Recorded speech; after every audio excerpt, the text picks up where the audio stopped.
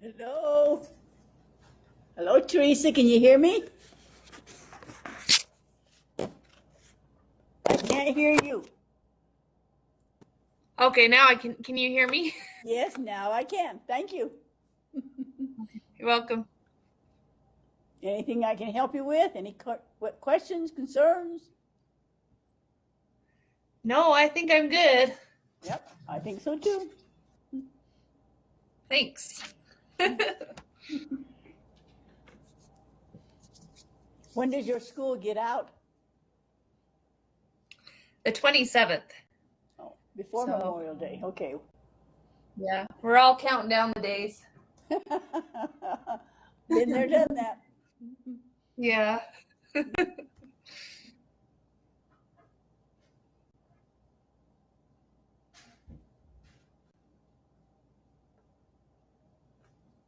Are you going to report an article tonight or a strategy? Either one of them? No, Okay, we got two more probably weeks. next week. That's fine. Okay, No that's good to know. Yep, no pressure.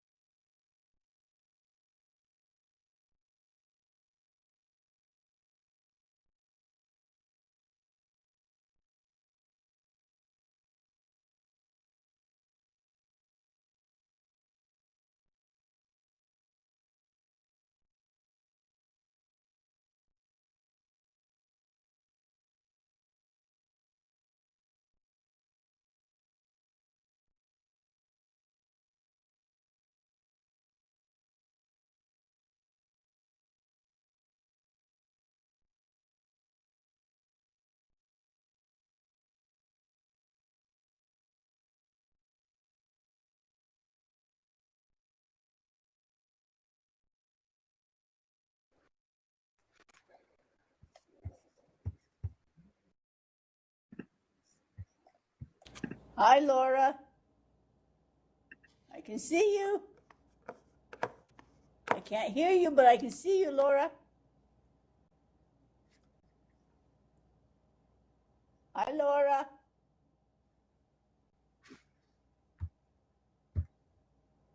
Can you hear me? Hello, Laura. There you are. I can't hear you. I can see you, but I can't hear you.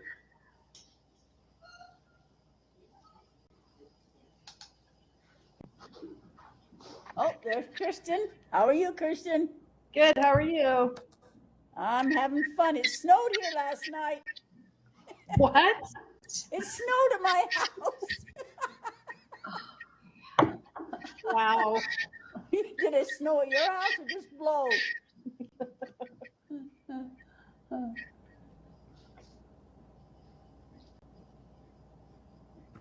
Louise, Cindy Davis is here. Hi, Cindy. How are you? I'm doing fine. It's warm and I'm in the building. Well, I won't tell you that it's 80 degrees in St. George then. Oh, no, because we had snow last night.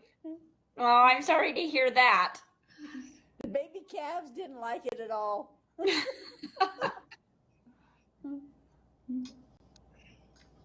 Tammy DeCourcy's here. Oh, hi, Tammy. How are you? Doing good. Wait, I'm glad you're here.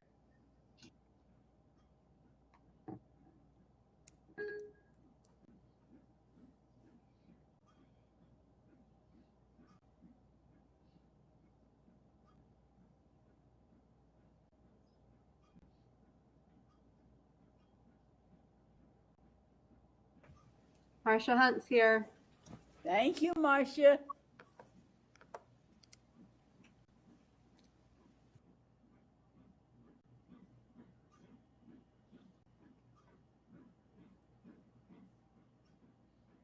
Anything I can help you with, Marcia? Comments, questions, concerns, anything? I'm good. Just Good. I'm kids glad are you little. Kids are a little rowdy at school right now. are.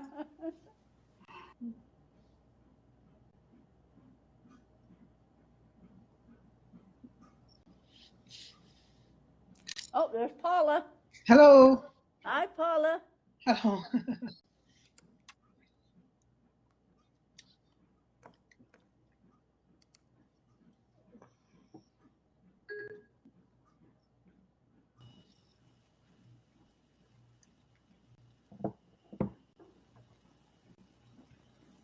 What does your shirt say, Kirsten? Warrior. Oh. I changed into my comfy clothes before we started. I don't blame you.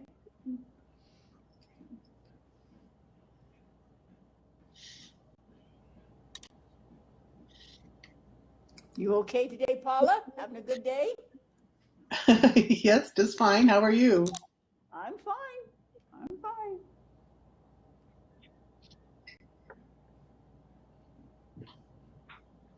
If we put our article up on Canvas, do we need to present it to the class?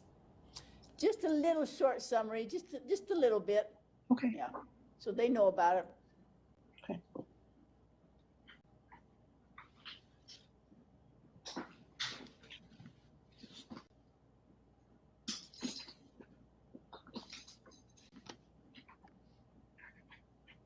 Is that your purse or your suitcase? It's my work bag. Okay. Oh, wow, that's a big purse.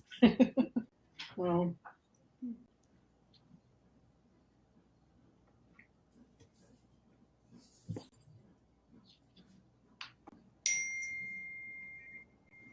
Louise, Brenda Prince is here. Hi, Brenda. I can Hi. see you. Did Made you it have home. a good day? Yep, I just have to drive a half hour to get home so I can hurry and get on so I don't have to stay at school. But I made it. Are you in your comfy clothes like Kirsten? No, I didn't get in comfy clothes, but at least I'm in a comfy seat. Yeah.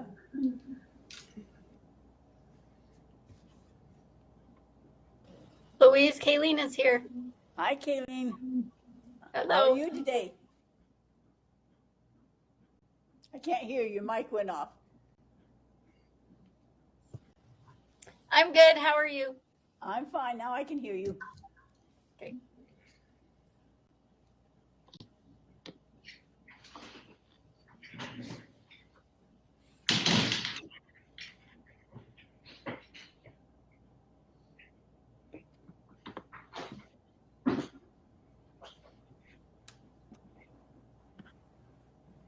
Courtney is here. Thank you, Courtney. Courtney, are you related to all the Wrights that do the rodeoing down in southern Utah? No. Oh, I just wondered because I know all them, and I just wondered if you were related to them. Yes. Common name. Jesse's here. Well, about time. Sooner or later, I'll be here, right? Sooner or later, he'll show up somewhere. Did you go to the Y? What's that? Did you go to BYU? I can see your big sign behind you. I did not. I'm just a BYU fan. I'm an Aggie. I went to USU, but Oh, I grew up a BYU fan. Just have been one ever since. So yeah. We have season tickets for football and season tickets for basketball. Is that your little girl? yeah, it's my daughter, What's her name? Brecklin. Hello there. He said. Hi. Hi. Glad to see you.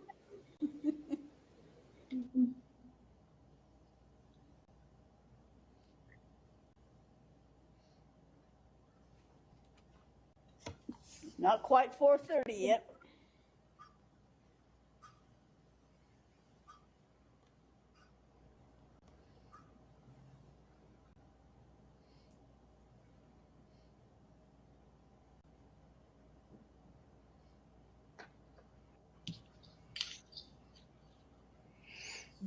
Jesse, Yeah. what do you think about the Jazz? What are they going to do about Donovan Mitchell? What's happening there? Gladly, it's above my pay grade. They've got to work something out because Something with Corbet, don't they?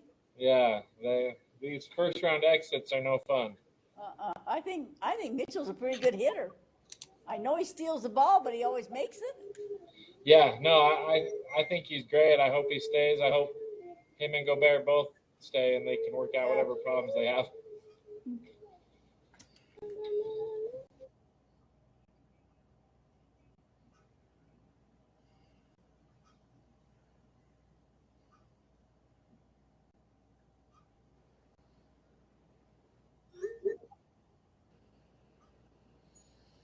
Okay, we're calling for Ashley Hatton,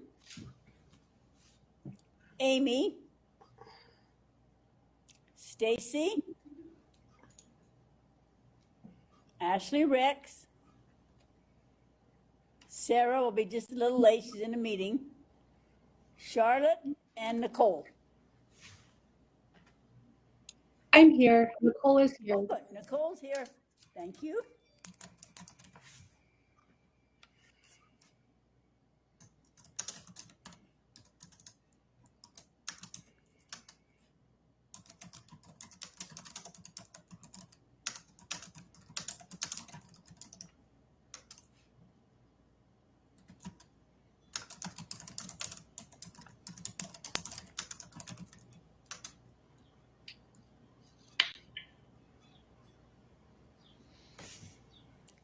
Ashley Hatton, are you there yet? I'm here. Oh, good. Thank you. How's your little ones? They're good. They're busy. I'll bet you're busy. Are you going to go back to teaching, or you have been teaching, or what? What's? I'll probably go back in a couple years when they're a little older. What grade do you like best? What grade do you teach? I just did I taught kindergarten for 2 years, so probably I like the younger grade. So do I. Love them. Yeah. Amy McIntosh, are you there yet? Stacy McGinnis? Ashley Rex? Charlotte Severe?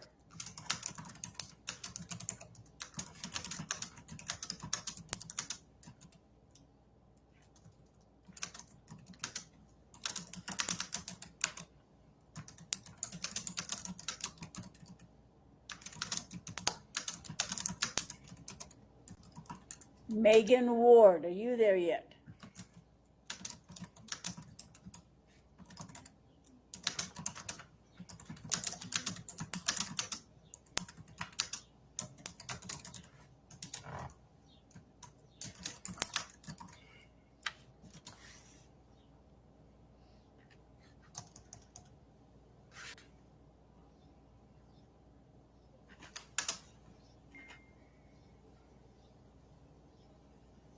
Hey, Luis.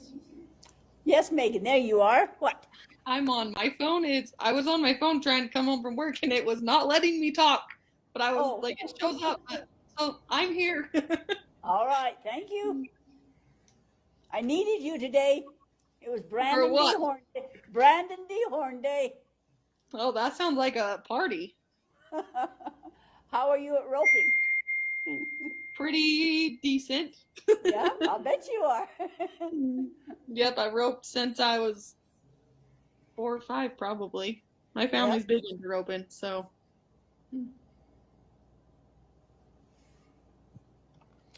Charlotte Severe, are you there yet? Ashley Rex? I just got here. Yep. Oh, good. Thank you. And let's see. We're only missing Amy McIntosh, Stacy McGinnis, Ashley Rex, Sarah Sargent. And she'll be just a little bit late. She's in a meeting interviewing for a new teacher or something.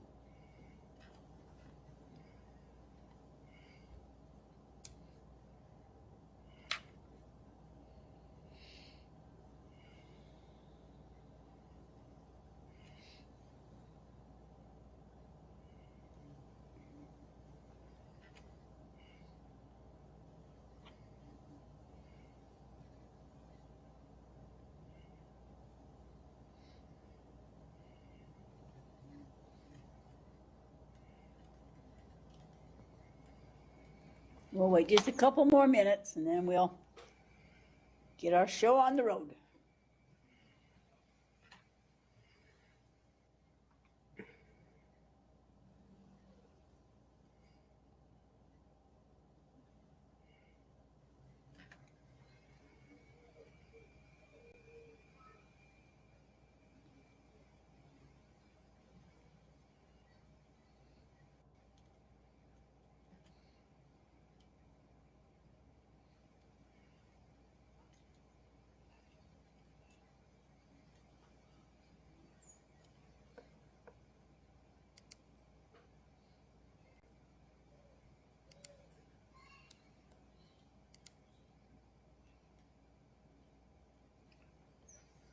Okay, if you'll please go to the agenda for class 4 tonight.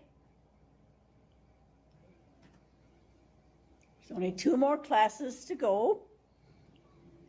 Remember, your only assignment, I'm trying to have as little pressure as possible on you. I know you're really busy this time of year. There's a million things to do at the end of a year. All you have to do is answer on Canvas at the end of the class, and you are doing that. We're going to take a minute and look at what other people say, because sometimes you don't have time to read what your wonderful replies are. So we'll take a minute and look at that. So that's one assignment, just at the end of class, to post your thoughts, share something. You have to share one strategy and just read one. You should read about 3 articles, but then choose just one to just briefly report to the rest of us. I'm hoping that you like the handouts I give you. I know there are so many handouts. You're not expected to read them all. Some of them will be of interest to you. Some of them won't. like Jesse may not be interested in ones about babies, and somebody may be not interested in the ones about junior high. Just read the ones that are of interest to you. I've tried to make them all current. I have nothing against our text except that it was $150. I got to remember not to say and, 150. Everybody out here says $150. And I thought it was too much, and it's 10 years old. And it's mostly just for little children. It was the study of Kirsten and how she started off school. And we did read the chapter 1 about how she started off at school and how supportive her parents were. And that's one thing we can really do in our communities, is look around and see how we can help our parents. Parents out here are working just as hard as anywhere else. Everybody's stressed, trying to keep their jobs and do all the things with your family. So anything we can do to help parents realize how very important they are. I really learned that when I had my last baby. I quit teaching in the public school and I taught for the public school, but taught the teenage mothers for 2 years. And they had so many things on their plate. And so we need to be able to help those parents raise these children, how important their influence is. Moms and dads, both of them. I found an article I thought was really interesting. I'm only going to just show it to you just briefly here. It's called Reading Interventions in the Middle School. Crucial Steps for Success. So just because you teach the middle school grades or the upper grades, you still need to help them learn to read. And so this was a great one on structured reading. I found another one I thought was very interesting that was sent to me. This one says, if you have the website called Newsbreak, it's a free website that you can put on your apps. All teachers need to teach language and literacy, not just English teachers. This is coming from England, and they realize that writing standards have fallen, reading has fallen, and so they say every teacher should show how to punctuate, paragraph, sentence structure. We should teach language and literacy, not just English teachers. Another one that's a great podcast, I thought this was interesting, Getting Reading Right, Why California Overhauled the Way Literacy is Taught. In 2017, students, teachers, and activists filed a class action lawsuit against the state of California, arguing that state education officials knew there was a crisis of the reading and writing in the public schools and failed to do anything about it. It resulted in a $53 million settlement. That lawsuit didn't go to the plaintiffs, but to 75 of the lowest performing schools. So every area is trying to have literacy brought to their attention. So I thought that was interesting. You probably have seen lots of articles in your papers too. Anybody have any comments or anything about teaching literacy or anything you'd like to share that you've seen in the paper?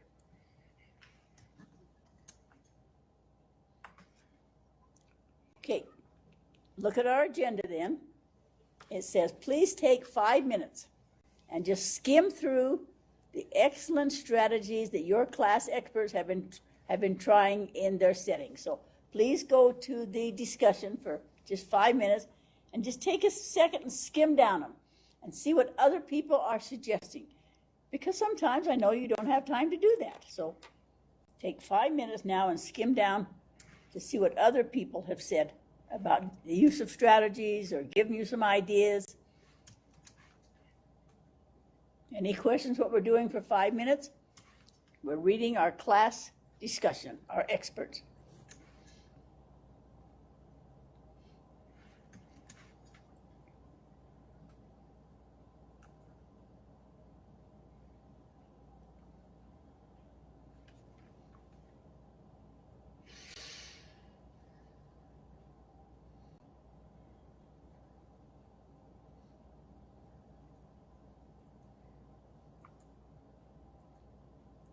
There are some wonderful ideas, things they've tried, things that worked, things that didn't work.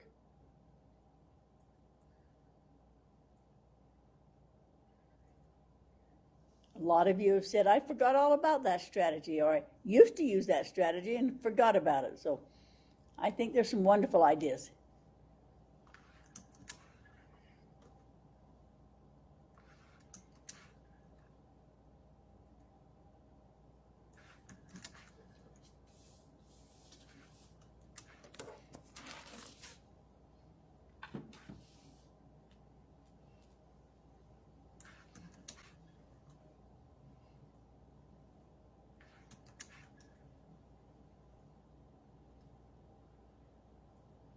If you find one you want to comment on, go ahead and comment on it.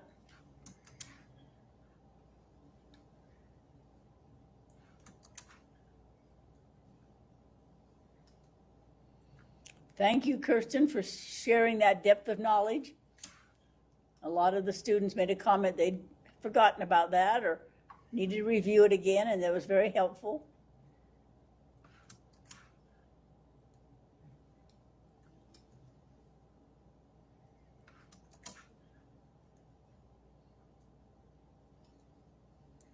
A couple more minutes and then we'll start in.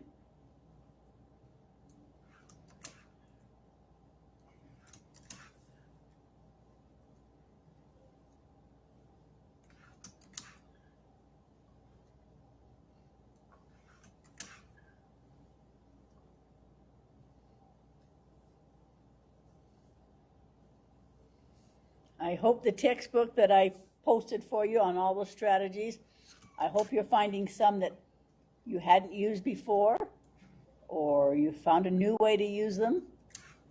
I think that textbook was very helpful because there's so many strategies listed there. You're bound to find at least one or two that may be very helpful to you.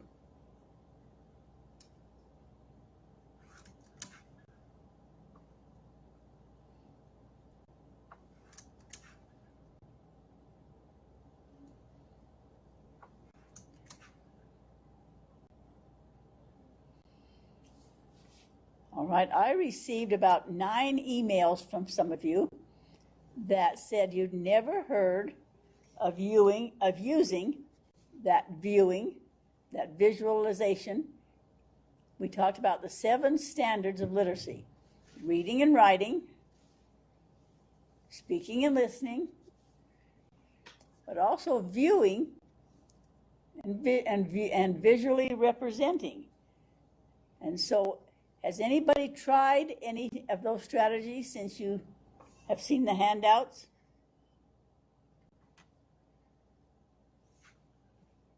A lot of the work is coming from, of course, the viewing because of the computer and all the app platforms out there and all the apps.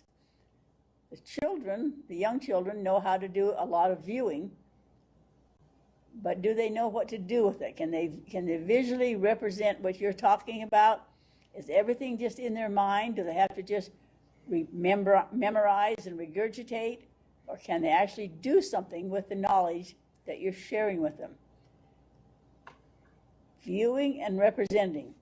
This is what the research says about it. It says, it's here in red right here on your handout. It says that viewing and representing helps develop language. It develops literacy concepts. You can get a double dose of literacy by doing it both at home and school. If you teach a concept and have them both read and write about it and maybe view something about it, a podcast, a video, some way to view it, and then if they do something to visually represent it, that doesn't always just mean drawing. I've seen people do a dance, an art form, a gymnastics routine, somehow to give the same concept. I was in a 9th grade class the other day, and they were talking about the wind. And it's been really windy. I hear you in a basin. It's probably been windy where you are too. But we did have a 70-mile-an-hour wind go through, and the teacher was trying to explain to them the effects of wind. Let me show you a book he was using. Just a minute, I'll get my big book here and show you.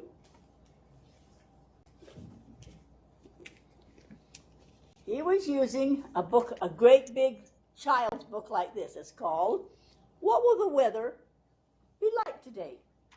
So even though this is, you consider a little children's book, it has the same concept that he was teaching in the 8th grade about what the wind was like, the effects of the wind, what it does in the world.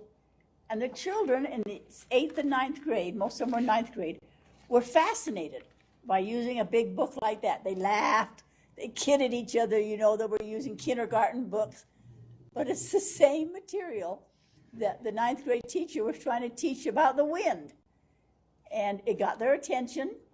It started great conversations. The people were thrilled by it.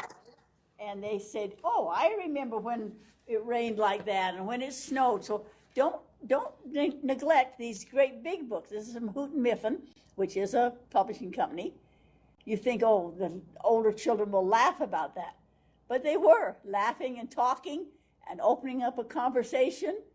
And their affective filter that we talked about was low because they were, silly. This is silly stuff. But it was the same stuff they had to learn in their classes. So he was really saying that we can develop that. And if you do something at home, if they had to go home and talk about it there or develop something,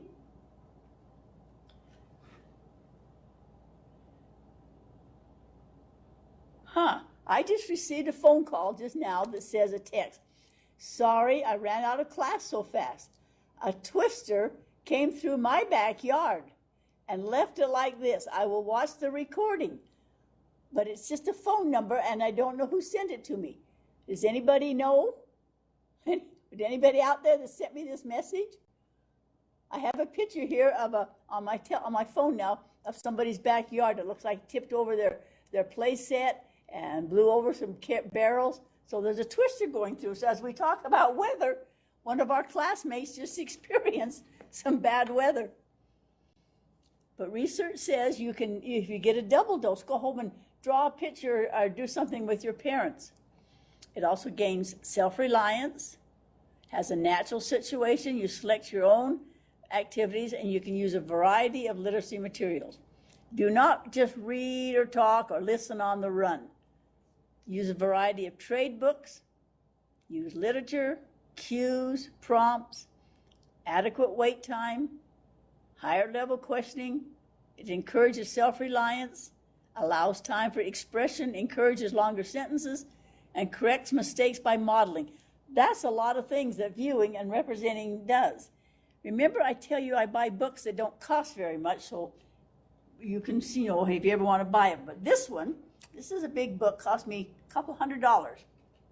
But it's on nothing but visualizing and verbalizing and how it helps language comprehension and thinking. Great ideas. Step 1, step 2, step 3, how to help students learn to visualize and verbalize. School has changed a lot. It used to be sit and listen, and now they'd like them up and moving things, social, emotional learning, visualizing it, verbalizing it.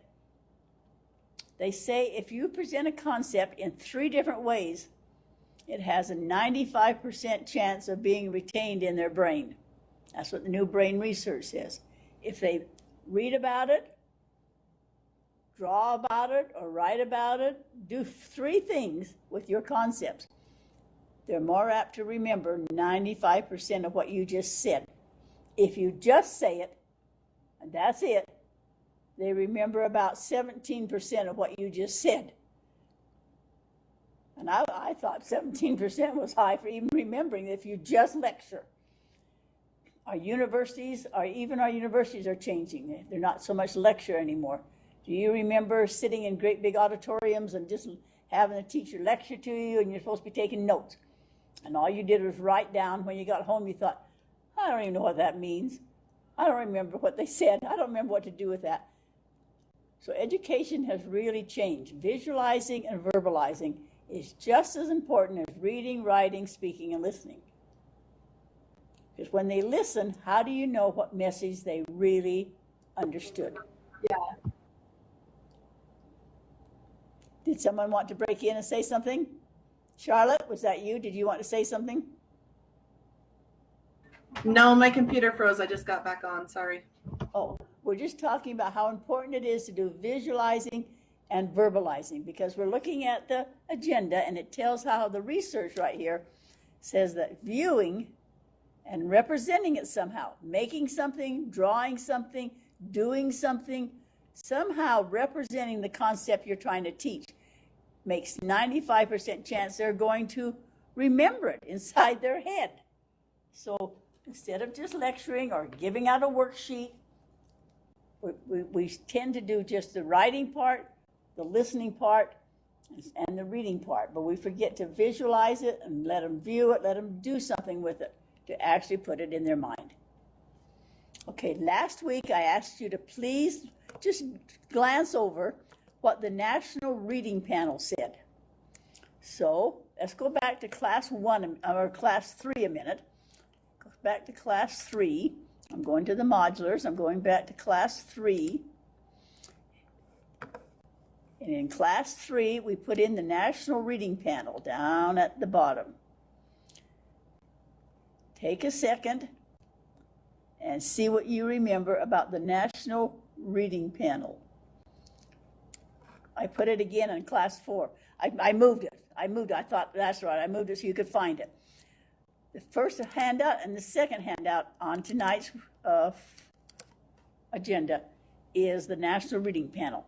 Take a few seconds now and see if you learned one thing about it. If you didn't have time, I don't blame you. Just take a minute now and just glance through some of the things. This was a landmark research project. Showed who's on the panel and some of the things that they looked at.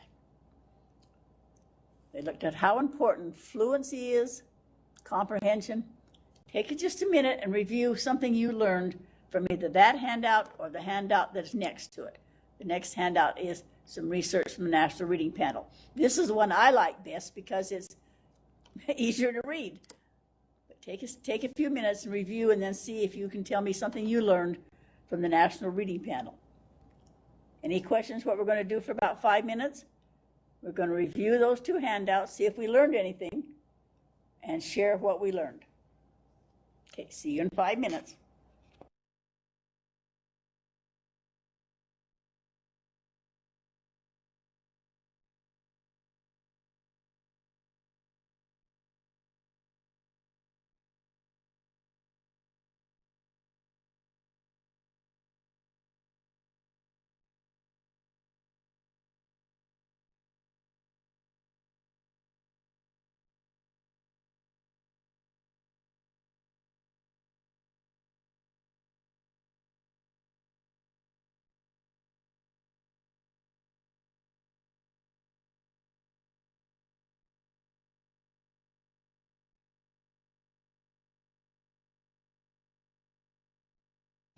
There are 2 handouts. The first one is the whole research panel, the whole research project, which is harder to read. And the second one is kind of a summary.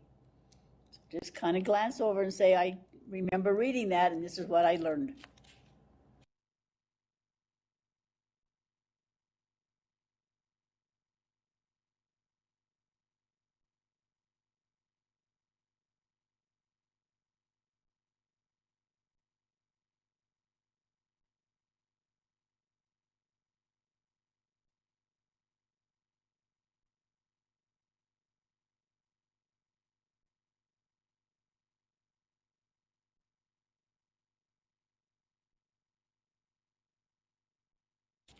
You have 3 more minutes to look it over, find a highlight.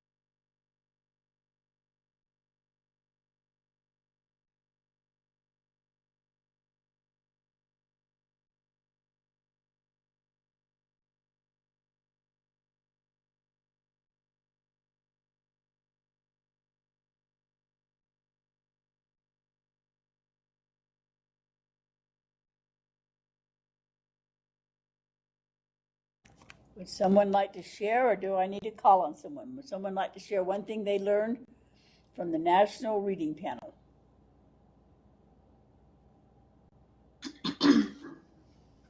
Tammy, okay, go ahead, Tammy.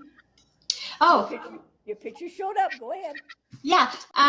One thing I noticed is that family support was really important. To let your child see you reading, attend their parent-teacher conferences. That families do play a big role in helping the child learn to read.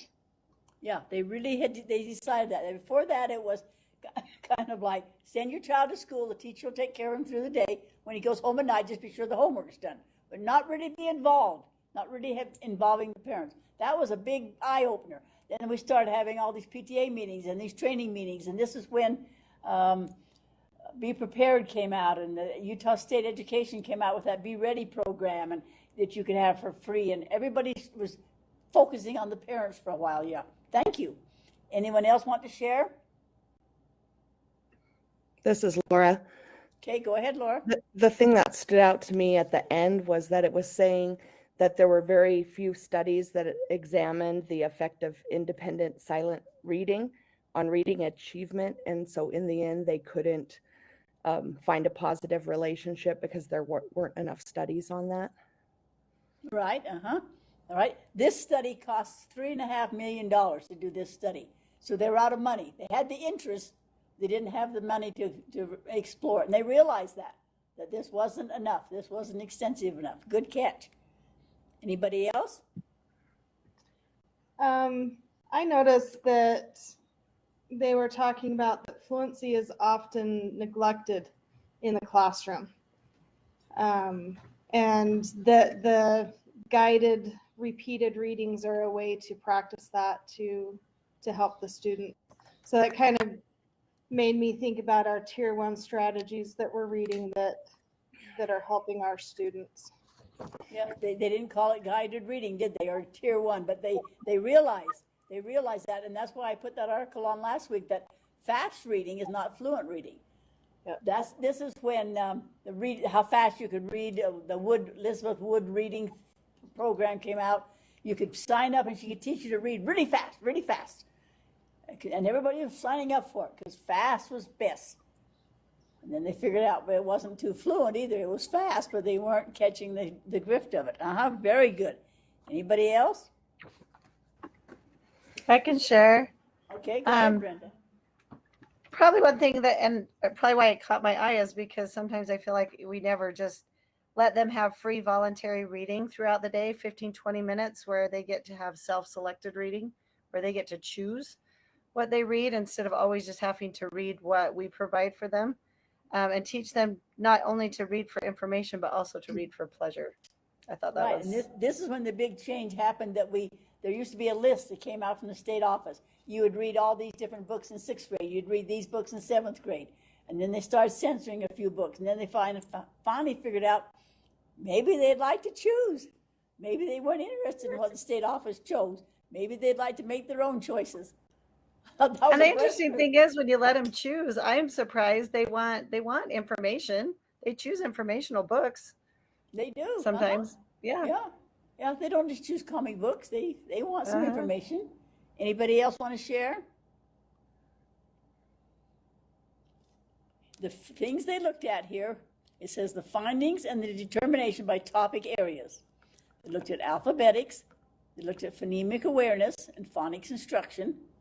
A lot of new programs came out, about maybe 20, 30 programs, companies all of a sudden made phonics programs because they could see there's going to be a market. They looked at fluency. We're still looking at it today, aren't we?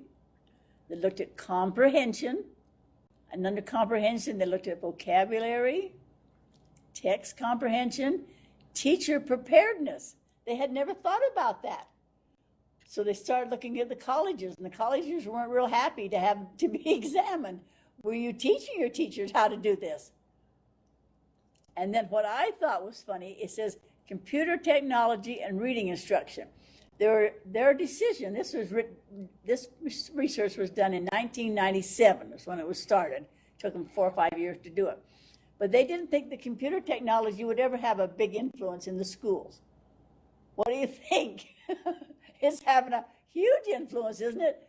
I mean, TikTok and everything the kids get on their podcasts now and on computers, but they didn't think that would be, the big influence. So they were wrong in that area. They realized it had an influence, but not as much as an influence as it does. Then they went into their next steps. The thing I liked about the second handout here is that Nancy Livingston, who's a teacher, college professor at BYU, she went in to make sense of it, to try to make sense with her college students. And she said the critical areas that she got from that thing was family support, and it lists all these things about family support. And then phonics, Phonics, which is the way it sounds, phonics is important. First-hand knowledge, having that experience, that background. Some of the students we get, like I told you here in Roosevelt, in the kindergarten was a huge monthly lesson plan you were supposed to follow, all about the zoo. And in the 5 kindergartens we had, that was 30 in the morning and 30 in the afternoon, 5 teachers, only 2 children had ever been to Salt Lake and seen the zoo. They really didn't know what the zoo was. I mean, they knew animals were there, but they'd never been to the zoo. So first-hand knowledge, that's where parents come in. Focus on meaning. And more we're going back to that, aren't we? Being flexible. Knowing multiple meanings for words. Finding the right meaning. And how to be fluent. And then again, they were getting into feedback, and that's what we're getting into now, more and more now. I gave you a lot of handouts last week about feedback and how important your feedback is. Too often, Johnny raises his hand and he says something, the teacher says, "Oh, thank you," and moves on. But we don't know what thank you for, or that was a good comment. What was good about it? Go back and repeat. Johnny said da-da-da-da-da.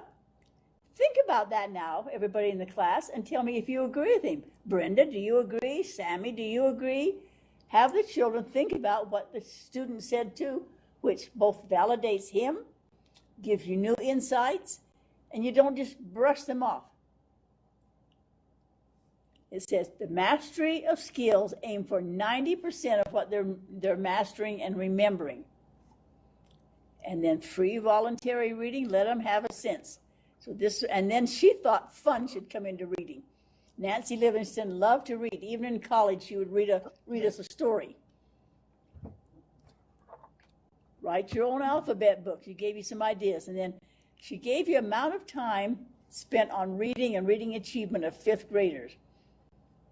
And she did a whole bunch of study at the Y, trying to figure out what happens children read. So this one goes sideways, but you can go back and forth and look at what's important in their stories that they read.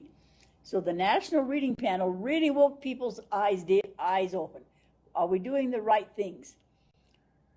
Remember, Sputnik went up, and all of a sudden the Russians were ahead of us, and the book came out, Why Johnny Can't Read.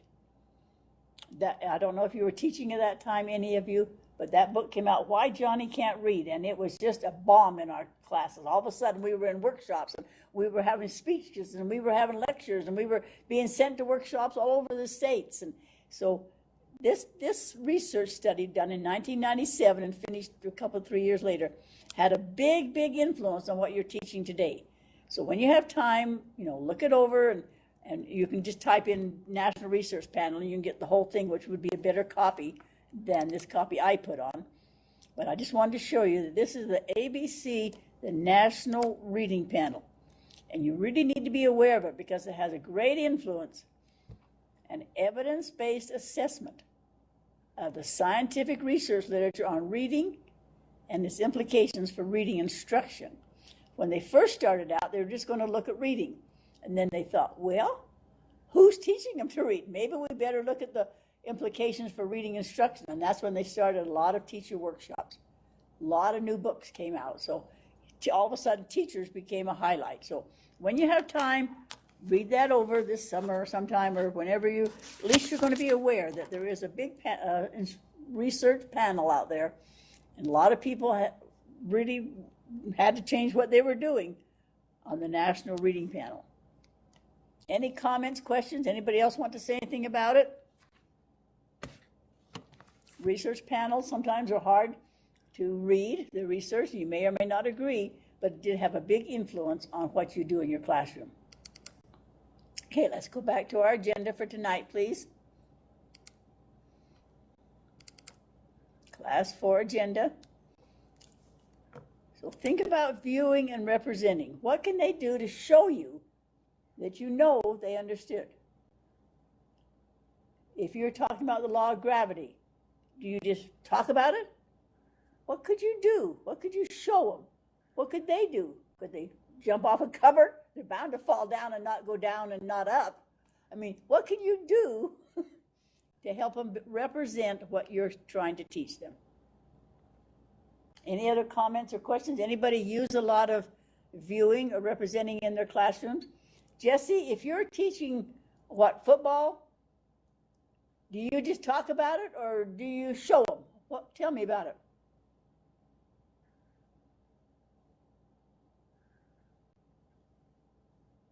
Jesse, your mic's not on. Jesse? Maybe he had to go help his little daughter. Jesse, are you there? We'll catch him later. But think about, do I really have my children show me that I know they know what I talked about? Okay, if we were using the textbook, which I told you we don't need to buy, we would be up to chapter 6 right now. And chapter 6 is called Literacy Rich Classrooms. Canvas number 1, there is a handout called The Components of a Literacy Rich Classroom. I want you to think a minute about what this statement means. If somebody told you an old adage suggests that the classroom is like a second teacher, what does that mean?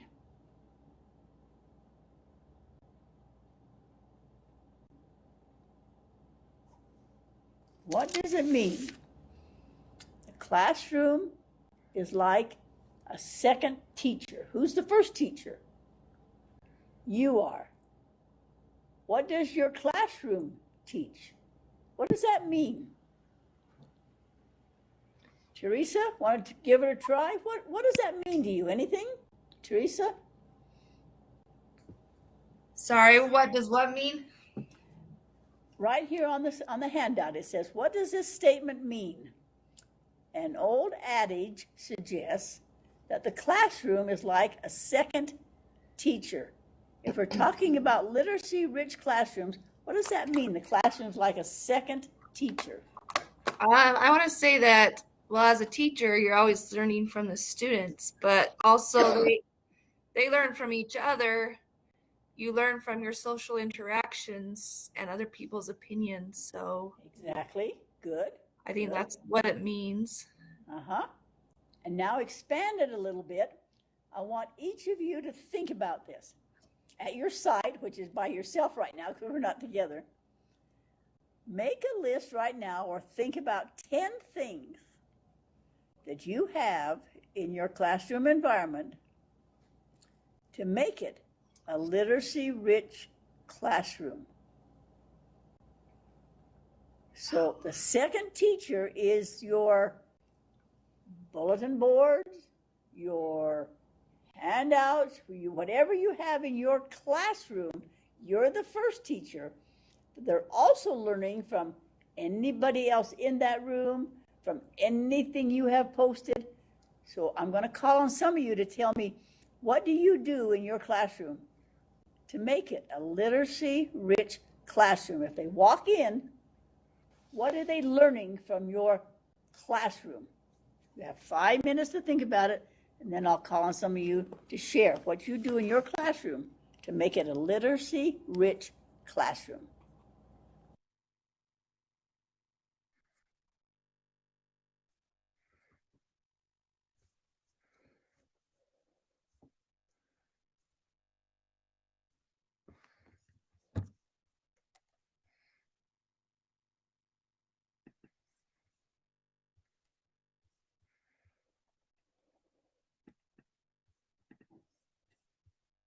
this is going to be hard for Laura and some of you that teach completely online.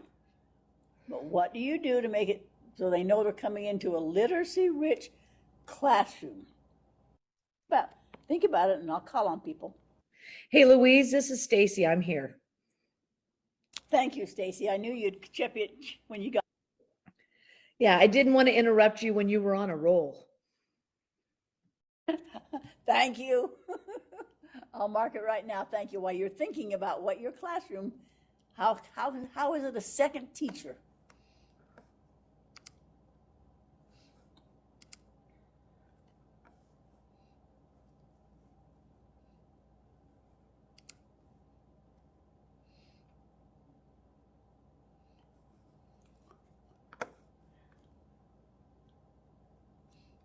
Amy McIntosh, are you there? Amy? Louise, she's at my school. I don't know if she's here yet. She's at my school doing interviews. Okay, all right. So we'll mark her here when she gets here. I saw her when I left, and she was like, "Oh man, you're here." So yeah, she was in there with the principal. Okay, Stacy, are you there? I'm here. Remember? Yep. And Ashley Rex? And Sarah Sargent. Sarah had an interview to do too, but she'll be here as soon as she finishes the interview. Okay. All right. Thank you. Back to your thinking. What is your classroom? Well, how can it be a second teacher?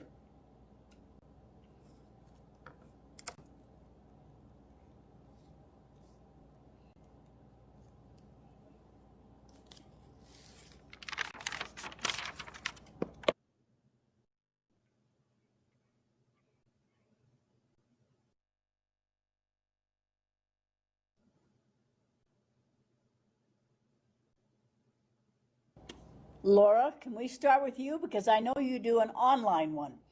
What do you do to make it so inviting that they're learning literacy when you're all just on a computer, Laura? What do you do to encourage literacy? Well, it's been a little hard because I'm making the Canvas courses by the week and spending all weekend working on them. But, you know, I start out with videos of instruction of my own, and then I try to add the assignments. I try to make them fun and engaging, and, you know, some of the same things I would use in the classroom, but, you know, they print them out and work on them. Or they'll do like a Nearpod or I don't know, lots of variety of different things to keep them engaged. It is a little difficult because it is more. Thank you. Yeah, it's a lot harder. Kaylin, what do you do in your classroom to make it literacy rich? Well, I am currently doing intervention and don't really have a classroom, but we do have pictures of like our sound cards out for kids to see and access while we're practicing. We do use some video or spreadsheet activities on our iPads and stuff like that to help engage them. And you're right. Thank you. Paula, what do you do?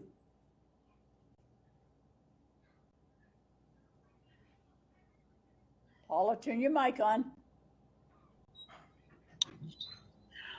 We have a class library with a reading area, of course. Good. And you encourage them to go to it? How do you get them to engage in it? Well, our first 10 minutes is I am reading to them and I'm modeling to them how it's done. But if they want to, they can read on their own. They're encouraged to use my books or books from the library or any book that they want to bring, but it has to be a physical book because it's too easy for them to get distracted when they're on their Chromebooks. So I want them to use physical books and engage that way. Nicole, what do you do to make your room a literacy-rich room? Well, I teach in an intervention room, so my room is all literacy. So we have different levels throughout our literacy. We have sound walls, we have vowel wall, we have the alphabet charts for the Spire program. We have welcome signs. We have tons. I have out to eat it though. Thank you.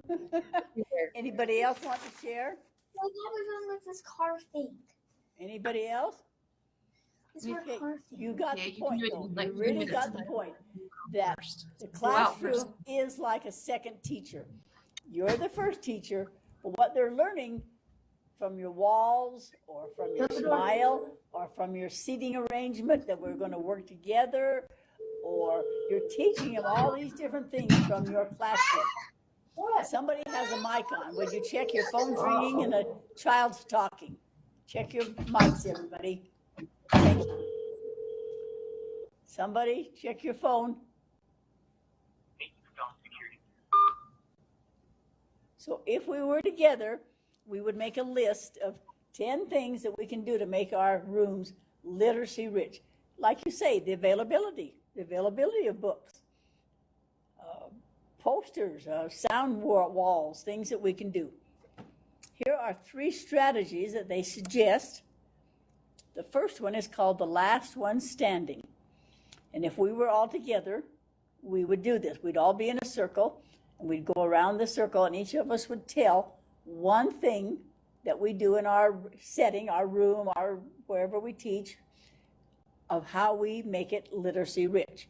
Of course, that works for anything. If you're talking about the weather, you're talking about math, you're talking about anything. The group makes a list, and the last one to have an item to add to it is the winner. It's better for older students because the younger students can't keep going on after 4 or 5 things, but find just the last one standing. If you're going to name everything you remember about our lesson last week, or everything you remember about how to paint a picture red or something. But anyway, you go around, everybody has a chance to give their idea.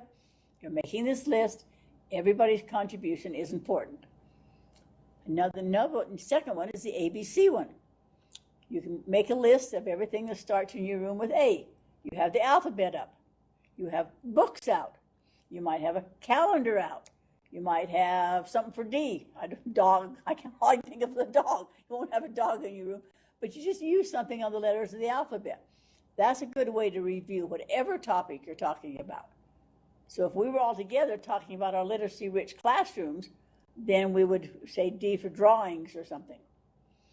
Another possible one is ask yourself, research confirms that the amount of experience children have with high quality literature correlates with their language development, reading achievement, and the quality of writing. How do you incorporate children's literature into your language and literacy-rich classrooms? There used to be a bookmobile out here that would go to the rural areas, but now we have city libraries, and sometimes even that makes it hard.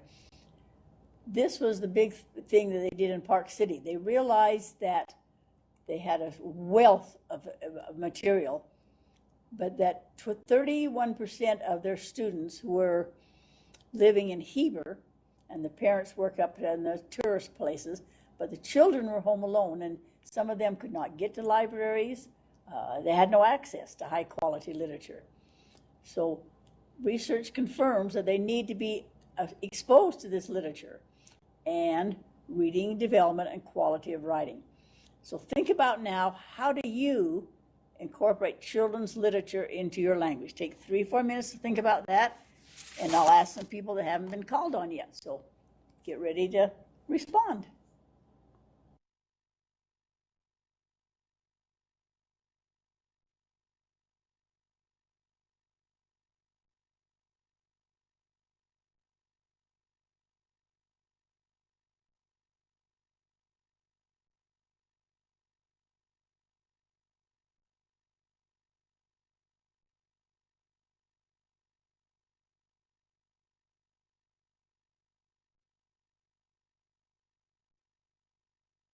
Cindy, how do you incorporate high quality literature into your classroom or your students?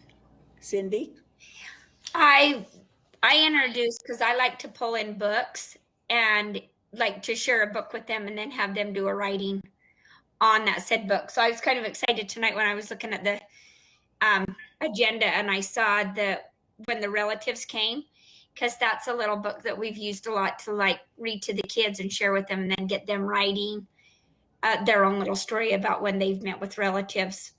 So I think just kind of to spur their mind into thinking about, you know, how that story relates to them and help them make those connections. Thank you. Thank you. Marcia, how do you incorporate literature? So I followed your example and I ordered a few children's literature books that correlate with the topics that I'm discussing with my junior high and high school kids. The last one I read a couple weeks ago was The Unbroken. It's a brand new book, but it was called the Hot winner and Yes, Newbery it was. Award winner. That's a good one. That's a good one. Yeah. They enjoyed it. Did they? What comment did they make? Were they bored? Did they like it? Did they get it? No, they were trying to guess who the people were that they were talking about, and they at first they're like, "What are you doing? You know, this is a children's book," but they were really involved in the book towards the end of it, and they were all really interested. I was surprised at how much engagement I got out of them. Wonderful, wonderful. Stacy, what do you do? Well, I like to, we learned about this in your other class where we talked about all the different books. And so I like to make a big deal about books coming. So when the books come in, you know, we open them up, we're showing them. If I have parents, they're giving them to me on Amazon wish lists, etc. But I also like to post up, I have those, like the spice, I don't know what they are, but they're the magnet things that sit up, that you can put up against your board. The just cheap ones you get on Amazon, and I'll put 2 or 3 books up there so my kids know those are the books like up and coming, and so they'll talk about it all week. They're excited about it, and then we finally get to them. You'll hear them go like, "Finally, I was dying to know what that was. I kept predicting it in my head," and all these different things. So, yeah, I've enjoyed those. And one of them I learned in your last class that I love to use was the Rough Face Girl, and I loved doing that around Thanksgiving. And then we talked about visualization. So that was a good one. And then, yeah, that's just what I like to do. Just put those out there and then talk about the topic that we're going to learn with it. But I really think by them seeing teachers reading and all the different variety of picture books, whether they're younger or older, they get excited. My 5th grade granddaughter is a super good reader, and her mom made a really cool like shelf in her room that's, I don't know, she got it off some cute place, and it just got all of her books on there. And so she just loves reading, and I think just looking at them, trying to figure out what the story is going to be about. Thank you. Thank you. One more, Charlotte, and then we'll take our break. Charlotte, what do you do? To increase literacy and have enrichment in the classroom. Right. I like to share a lot of different literature with the students, whether it be in the, I like to read a novel, and we read each day and have quiet time where they listen, and I like to expose them to a lot of different literature. And sometimes that really gets them excited about books that they didn't think that they would like. And I've had a lot of good response from those. I also have had some fun with reading some plays. We get Storyworks every month or every 2 months. And at the end, they usually have these plays in them, and I assign everybody different parts, and they have a lot of fun doing that. So wonderful. That's visualization and viewing. You're already doing it. Wowie, good for you. All right, it's 4:30. Let's take our break in 10 minutes, and then I'll show you some literature. I know a lot of you have taken the literature class, but some of you haven't. Some of you are new, so I just want to show you a few things to consider. So take your 10-minute break, and then we'll come back and talk some more about literature. See you in 10 minutes.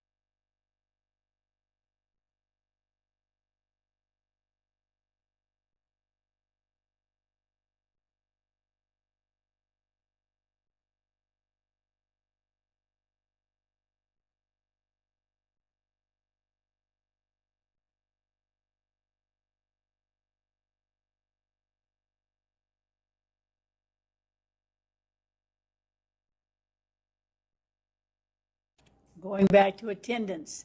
Sarah, are you there? Or Ashley Rex? Not yet? Okay.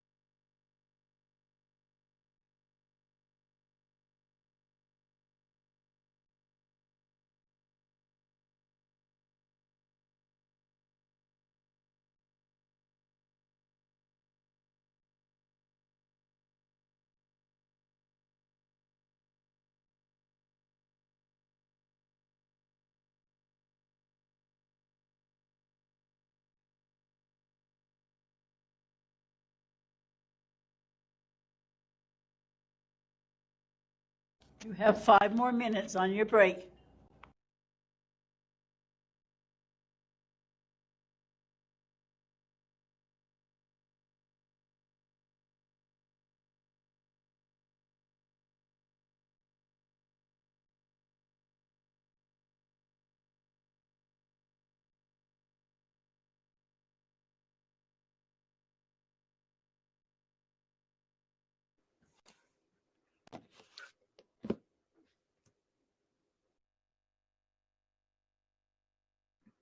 Hello, Sarah.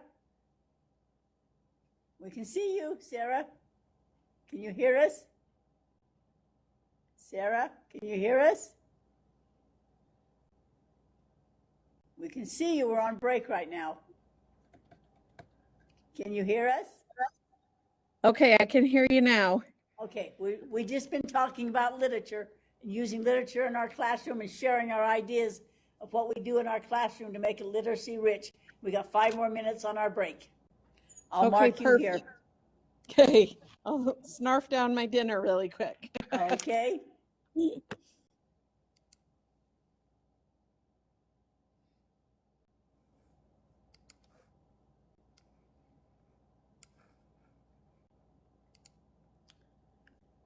Ashley Rex, are you there?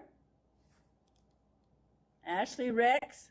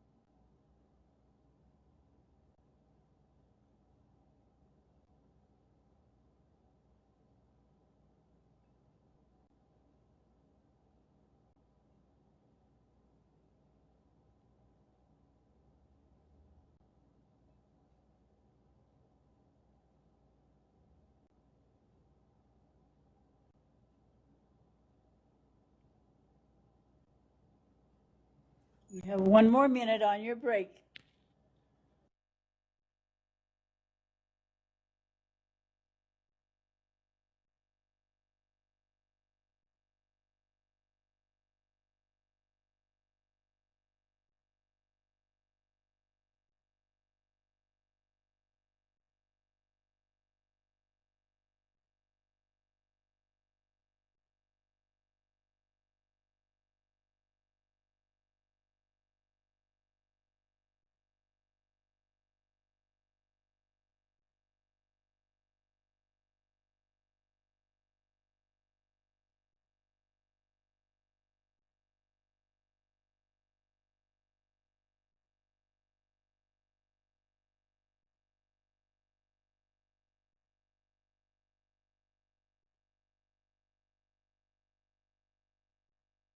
All right, are we back from our break? Sarah just joined us because Sarah was at a meeting. What we've been talking about, Sarah, is we reviewed the National Reading Panel just to make sure it was a landmark research study in 1997 that changed the way we teach. We looked at that. And then we looked at research about the viewing and representing and how important it is that we view and represent and give children a chance to talk about things. And right now we've been talking about, on our agenda, it says, what does it mean that the classroom is like a second teacher? We talked about how we are the first teacher, but our environment is the second teacher. They can learn from the posters we have, the pictures, the things we do, and the activities. If we were using our textbook, we would be using chapter 6. And chapter 6 starts out with an old adage suggests the classroom is like a second teacher. When you have time, realize that you are part of the environment. And one way to consider classroom environments to describe the learners they produce. So think about the students you have.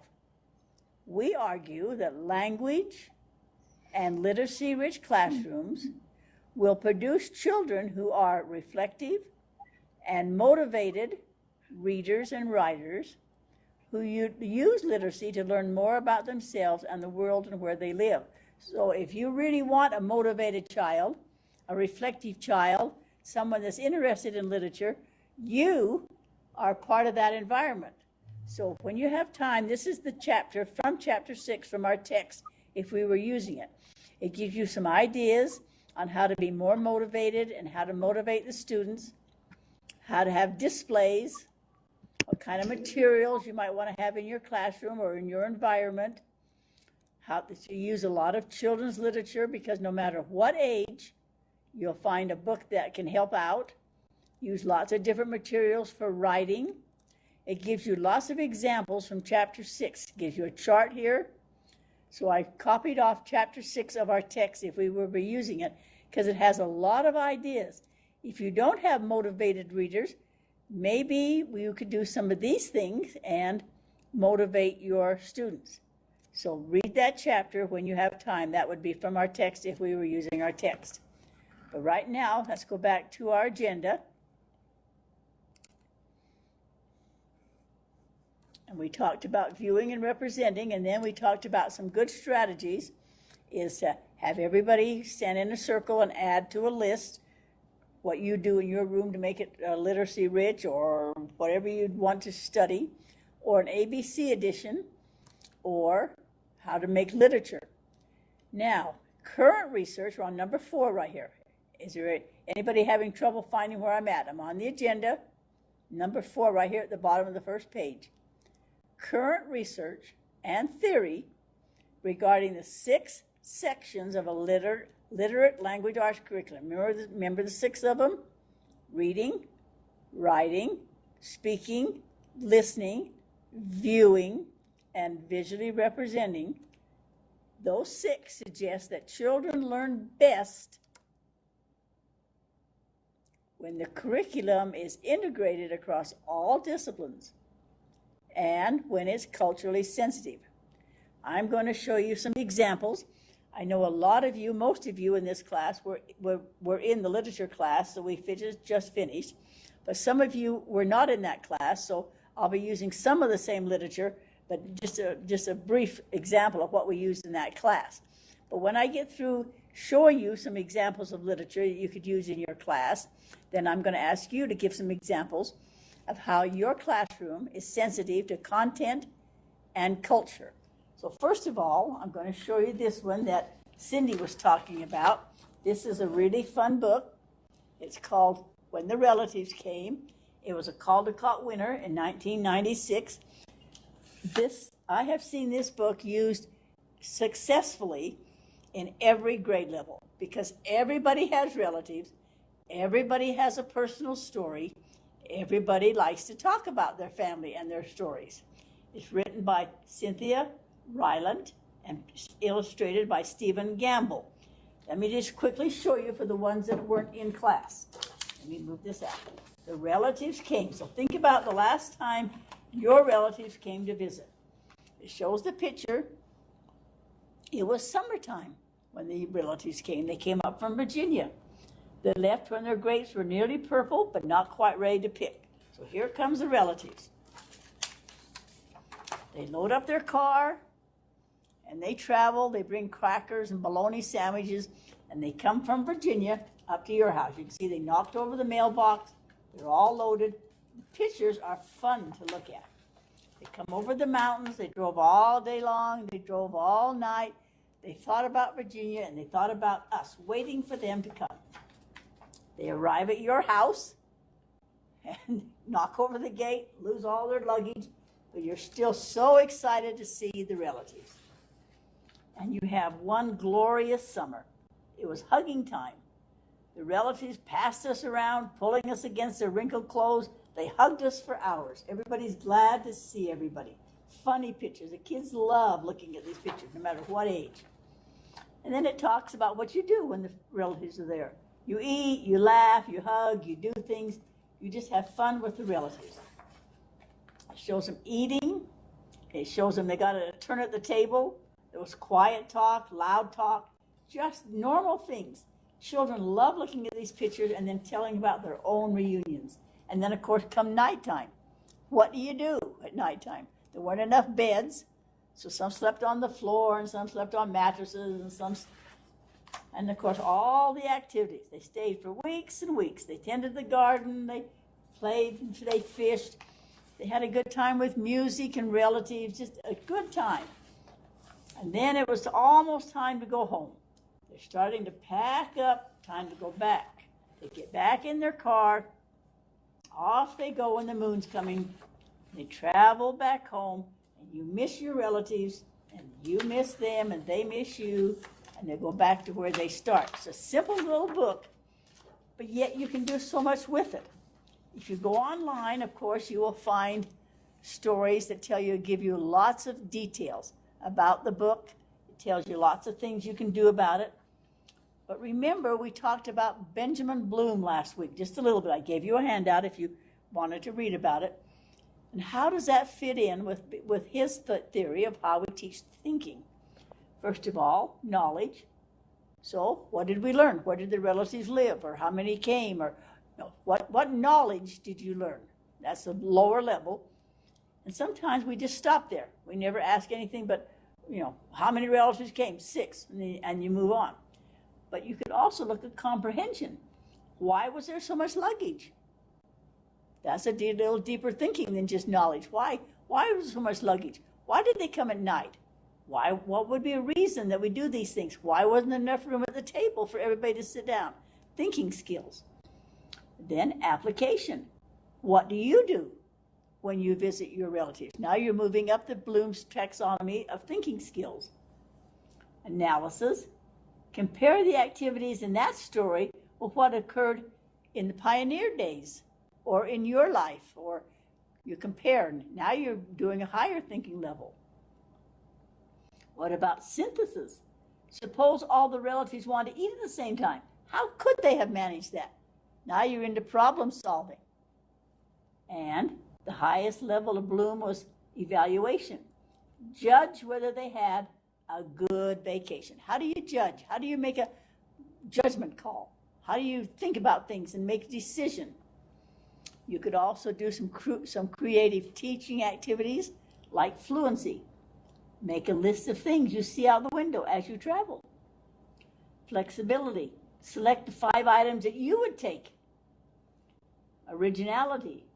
Invent a new way for the relatives to come or new things for them to do. So you can do lower thinking skills, higher thinking skills, creative activities. You can do your viewing, your visually representing, using a book as simple as the relatives came, no matter what level.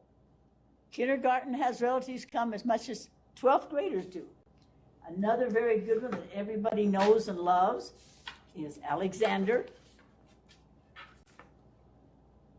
and the terrible, horrible, no good, very bad day.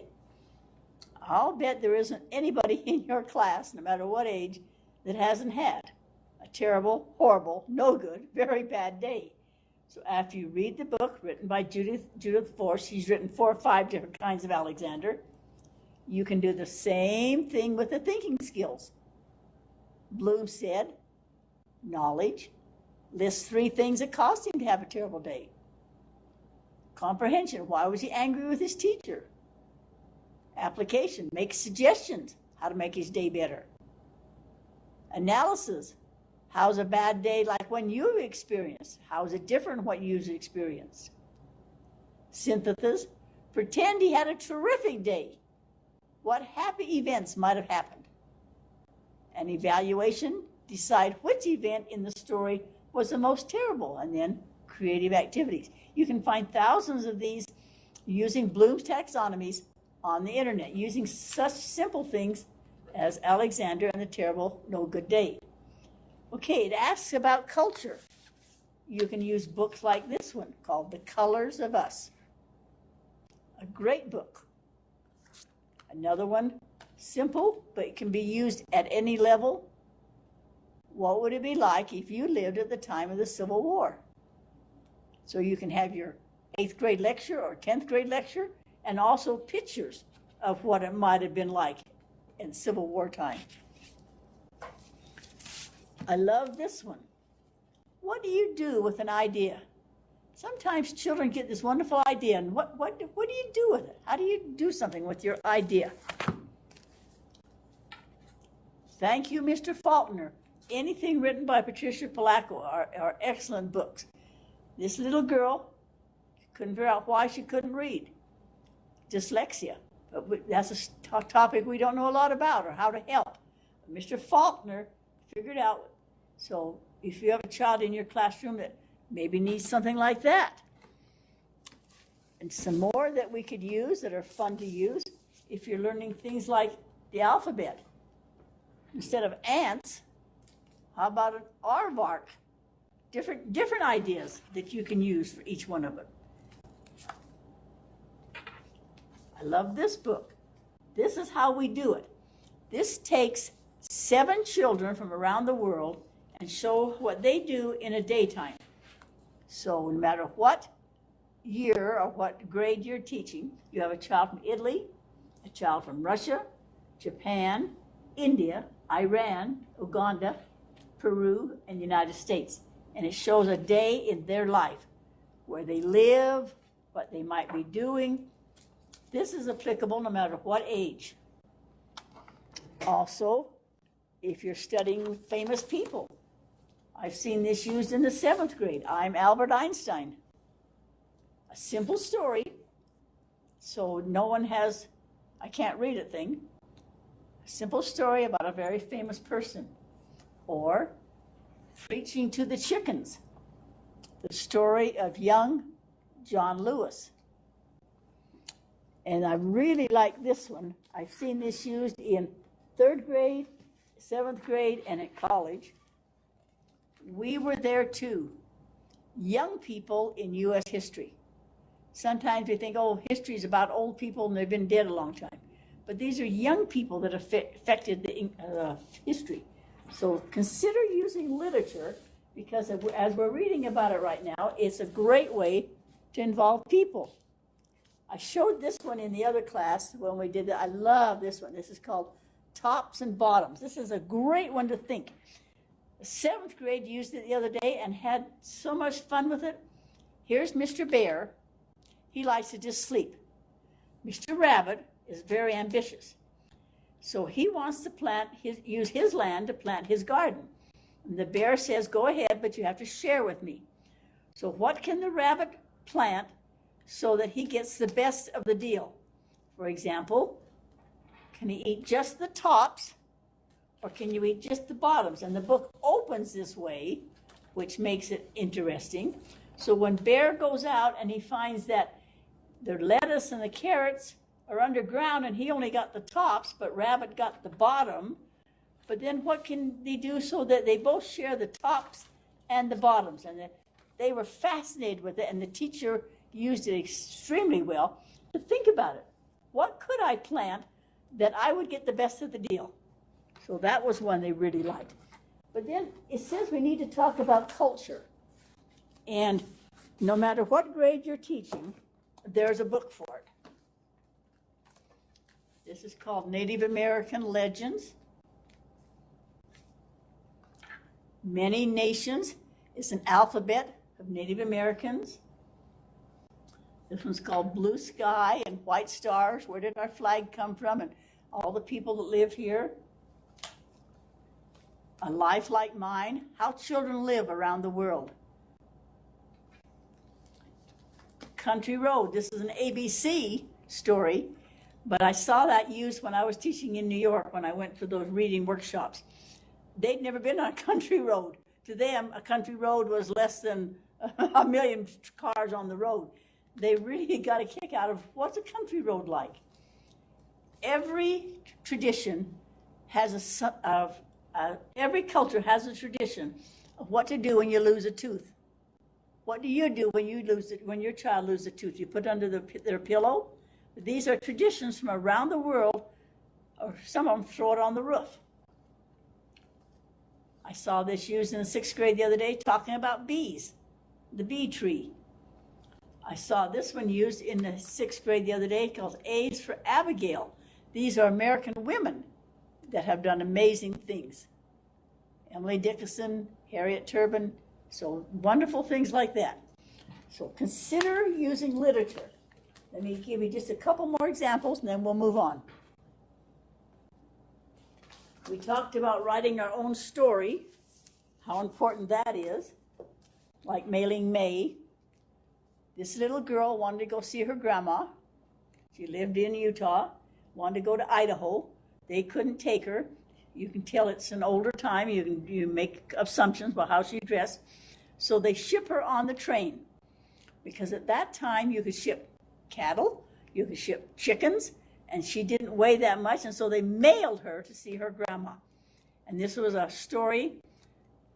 Michael Tunnell wrote it. He's a teacher at BYU, and he had everybody write an original story about their life, and then he went on to publish it because this little girl said, I remember I never got to go to Idaho to see grandma because it was too far away.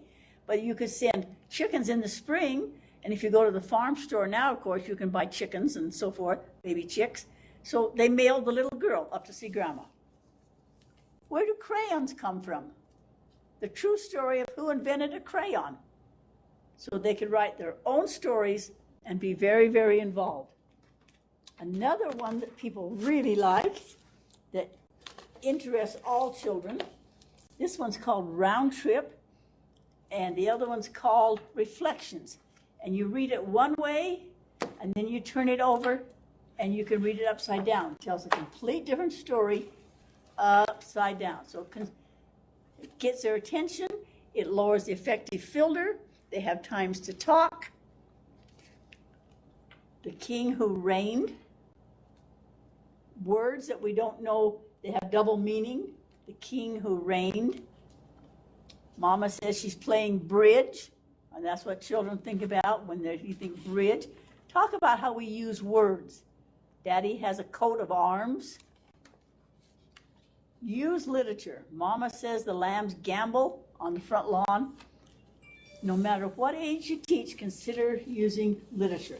And then, of course, I showed you these big books that sometimes they use in the high schools, which are just as effective there as they are in the lower grades. This one's called Quick as a Cricket. Quick as a Cricket. I saw this one used the other day called Shadows. That was used in a 6th grade book. I saw this one used in a Native American class the other day at Todd's school called It Takes a Village. It takes all of us in a village. I saw this one used about winter. What do we do to get ready for winter? What do we do to get ready for spring? Which brings us up to the story of a butterfly. This was in a 7th grade class last week. It's the same material, but it lowers the affective filter and everybody gets to see the pictures. This is about the bears going to sleep in the winter and they're waking up out here now. So consider using literature. And the last two I want to show you is, if you're teaching math, did you know there's a story with every one of the numbers? Math explorations in children's literature. So if you're a math teacher, you can use that. Teaching reading in social studies, science, and math by using literature and comprehension. So consider using literature in your classes. Now, I'm going to ask you, think a minute now, how you use literature, and I'll ask some of you to share in a minute. So think about how you use literature. Give examples how your classroom is sensitive to both content and culture. So think about what you use in your classroom, and I'll call on some of you. Take a minute and think.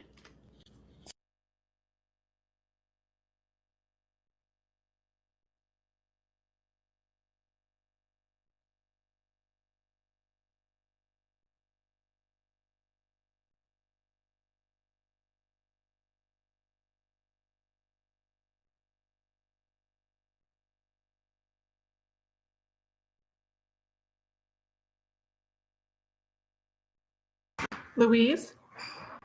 Yes, go ahead. Amy McIntosh is here. Sorry, I'm choking. Thank you.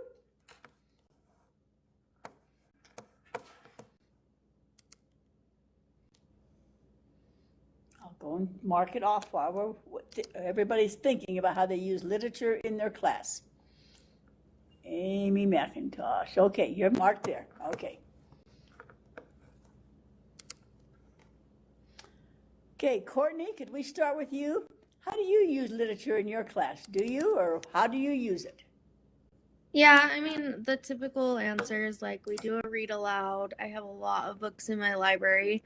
One thing that I do every year that's really fun that I love because it brings in different books and I get it from a website, but it's a March Madness book bracket, and so it's picture books, and the books that they pick are always like new books, and some of them are real stories, some of them are just fiction, like fun stories, and then the kids vote in each matchup, and so that kind of brings in some other like recent stories and picture books and different scenarios of things. So that kind of is fun that we do.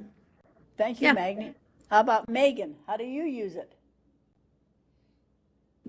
So I've started, I don't know if anyone else has done, but like Rooted in Reading. So she usually has like different stories pertaining to like the big story that she uses. So usually it kind of brings in different culture or different things that pertain to the book, whatever like the main like comprehension thing that you're working on. So that's been kind of fun because we've learned a lot about, this year I've used it with 5th grade, and it's been fun to see like it just talked about like history too. So it's kind of been good all around, I guess. Yeah, it can be fun, can't it? It can actually be fun. Yep. Sarah, do you use literature in your class? Yes, I use a lot of literature. I use it often to teach different concepts. So especially social emotional learning. We use books like Those Shoes or Last Stop on Market Street to talk about different cultural problems that we maybe won't experience or maybe we will experience here in our rural area. But just to kind of help teach that the world's a bigger place than just here in Colville. And I use that a lot to bring in some different views to kind of help them, you know, be culturally diverse, even though we are not here. Yeah, I understand exactly. I understand exactly out here. Yeah, I do. Ashley Hatton, I know you're not teaching right now, but what do you do with your little children? My kids at home? Yep. We like to read. We like to read at night, and I don't know, we read every type of book. My son's obsessed with any trains or things like that, so I try to find books that he likes. Thank you. Thank you. Jessie, are you there?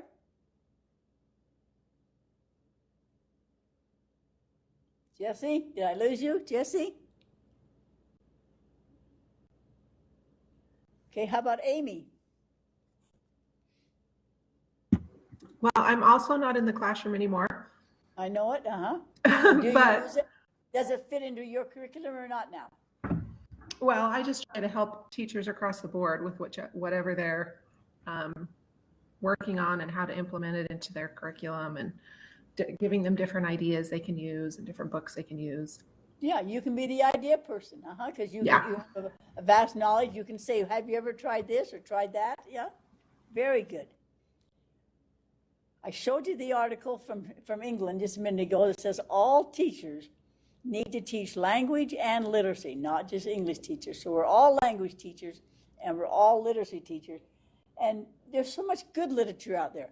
They need to know what's good literature and what I think is not really good literature, but you have to be careful of your censorship and so forth.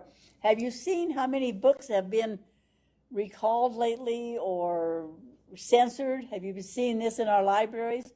So be careful what you're using, but have a purpose for it, know what you're doing. If you're literature is challenged, have a sheet for them, say, what is your objection? Why do you think we shouldn't be using that? Give them a voice, but we need to use literature.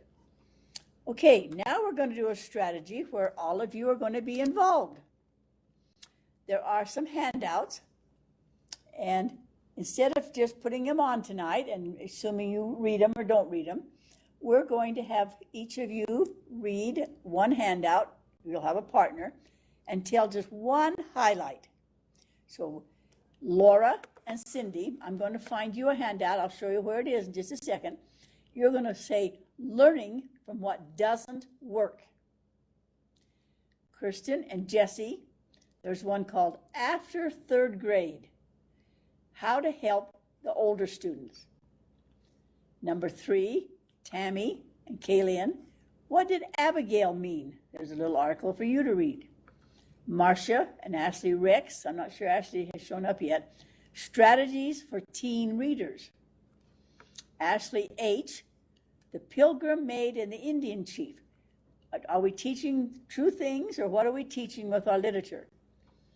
Paula and Courtney, you're going to do 5 ways to help struggling readers build reading fluency. Just a minute, so I turn the page here. Then Teresa and Amy, I tried to put one on called Engaging Struggling Adolescent Readers to Improve Reading Skills, and it wouldn't load, it wouldn't look nice. So you're going to be doing one called 7 Strategies for Middle-Aged Readers, and I'll show you where that is in just one second. Teresa and Amy, you're going to do Engaging Adolescent Readers, and Stacy and Brenda, 5 Ideas for Developing Real-World Thinking Skills, and Sarah and Nicole, Reviving Collaboration in the Classroom. Now, if you'll go to your module and bring up this one right here. Anybody lost? Tell me if you're lost. We're on the list of all the handouts. Anybody lost?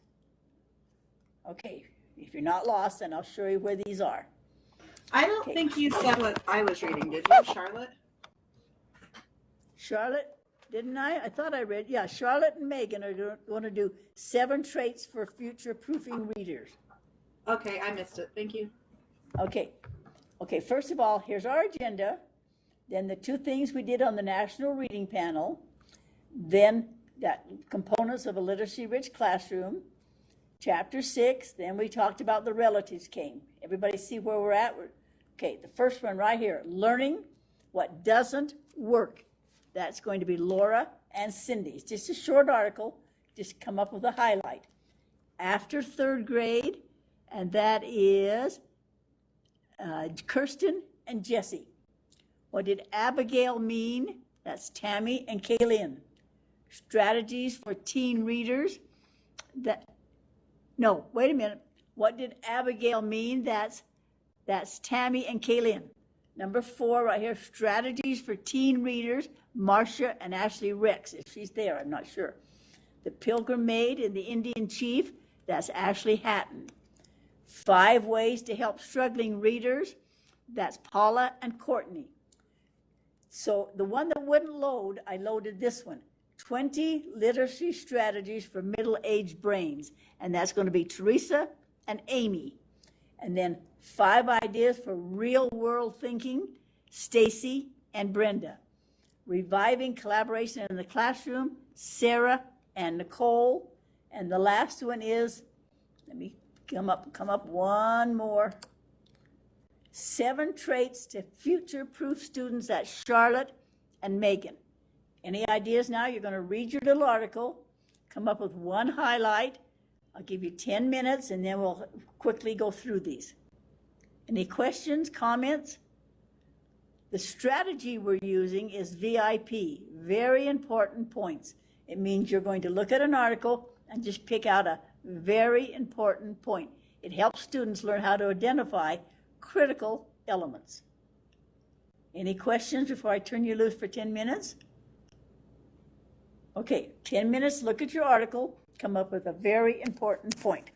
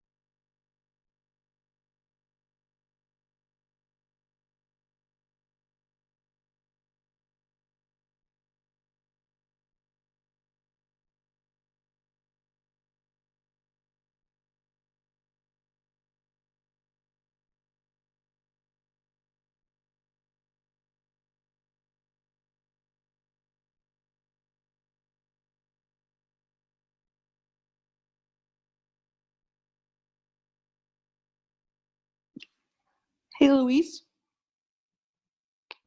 Yes, Megan? I've got to jump off real quick and go help my little sister feed a bottle calf, and I'll jump on as soon as I can. But I'm just letting you know I'm not leaving anyone hanging, but I'll be right back as soon as I can. Okay, thank you. Yep.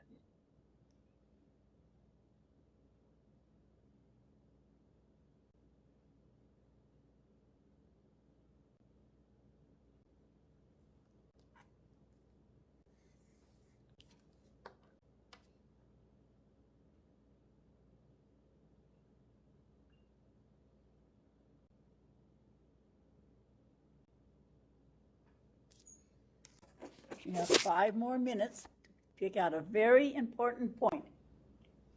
So you skim and pick out a very important point, VIP.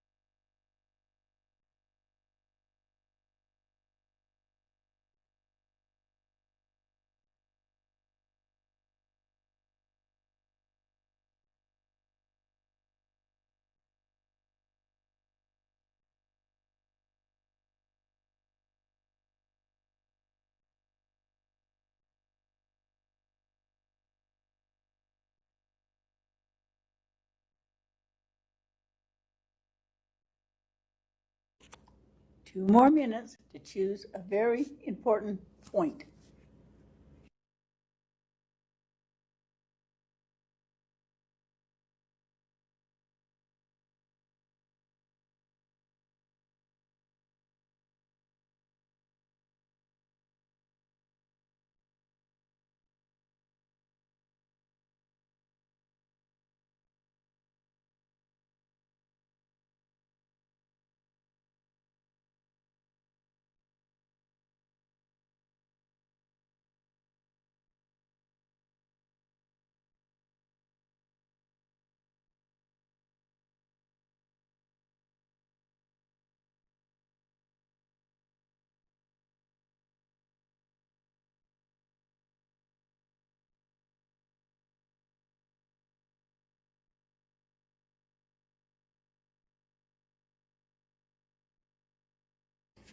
All right, now remember, what we're picking out is a very important point so that it lets other people know something about our article or about our piece of literature. It piques their interest that maybe they might want to know more. And it teaches us to focus in on what's critical. Lots of times your students don't know when you give them a chapter or a handout what's important, what I need to remember, or what I should focus on. We're going to tell everybody just one important point. So first of all, Laura and Cindy. First, Laura is going to say what she learned from the article called Learning from What Doesn't Work. So Laura, quickly, what did you learn? An important point. And then Cindy. So this article was learning from what doesn't work, and there were 5 different ineffective strategies. And so the one I'm choosing to talk about is ineffective strategy number 5, which is buy a computer program and let it do all the work. And the reason why I chose that is because for lack of time and lack of people, we do have students that are all on Edgenuity. My 6th graders are on Edgenuity. And the one course that I have been adding to, and it's not just a package one, is the science. And my students have done the RISE testing this week. And the science scores were significantly higher than the reading and math scores. And so that is proof that it is an ineffective strategy to buy a computer program and let it do all the work. So that's. Thank you. Cindy, what did you gather from the article? I think the strongest point that I gathered was the comment in there, and it was mentioned several times throughout. If we're going to teach students to read, we need to provide them with opportunities to read. Oh. So it talked about how at the very beginning of the article, it was talking about how they went in and they decided that they were using too much instruction time. They were going to take all that instruction time back. And they found out that the kids' scores plummeted. And once they reinstituted giving kids time, 20 minutes a day to do silent sustained reading, the scores started increasing and going up. So I think we just need to make sure that we're giving students opportunities to read real text for real purposes. Thank you. Thank you. So after 3rd grade, what are some strategies for older students? First Kirsten and then Jessie. Okay, so it said that 2/3 of students grades 4 through 12 are struggling to read proficiently. And so it talked about the 9 instructional elements that teachers need to focus on, but one of the most important things is that it shouldn't be used as a list to go down and teach them independently, but rather to use several of the elements together. So an example was intensive writing as a measure of comprehension, but also like embedding the content and using the instructional principles in that content. But I just like that it was teaching, take all of these and use them together to help our students. Thank you. Jessie, what did you learn?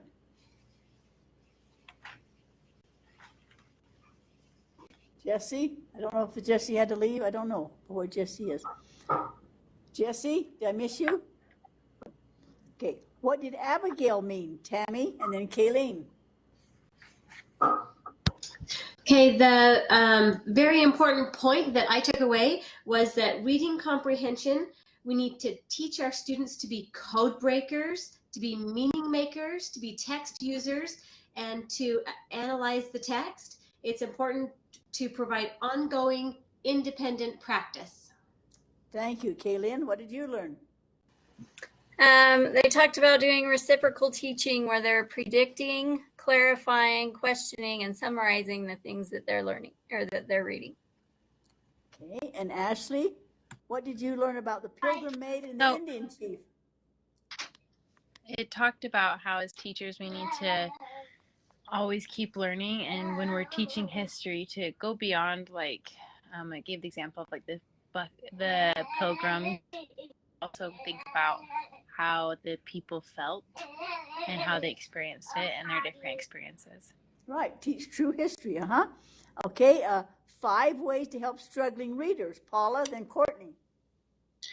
I was really taken with the idea of having students practice through Reader's Theater. I remember that James Earl Jones, who played Darth Vader, of course, and Rowan Atkinson, who's Mr. Bean, both have really severe stutters. But when they're playing a character, they don't stutter. Mm-hmm. And so I have my students do Reader's Theater, and I encourage them to ham it up, and it's helpful. Good. Courtney? I thought it was interesting how it said most teachers think that silent reading will, like, the more you silent read, the more fluent you'll get.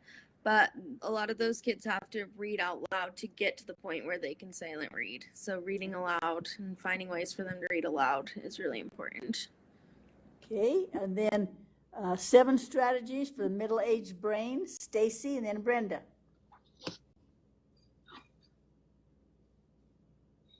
Oh, I thought we had 5 ideas for developing real world thinking skills.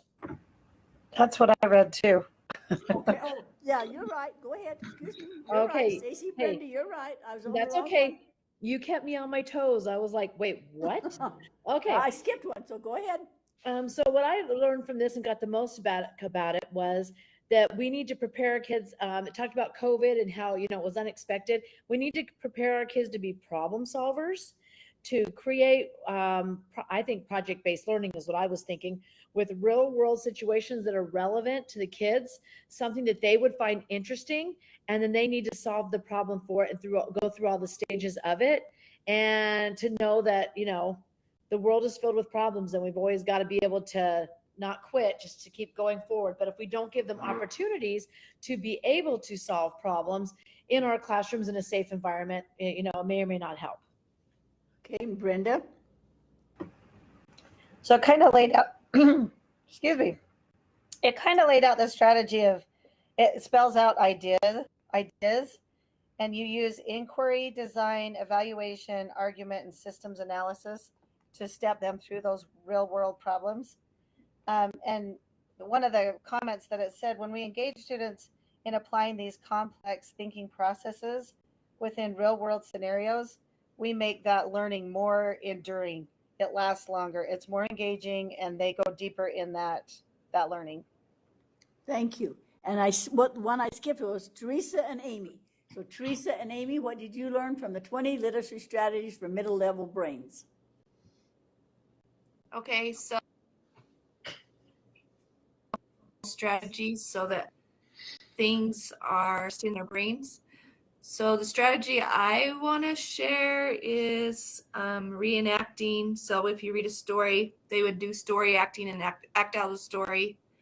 That was my favorite and one of my favorite things to do.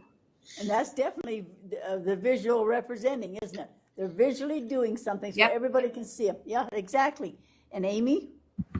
Okay, so the one thing I liked, it said the brain remembers what it experiences when it travels to places in the real world.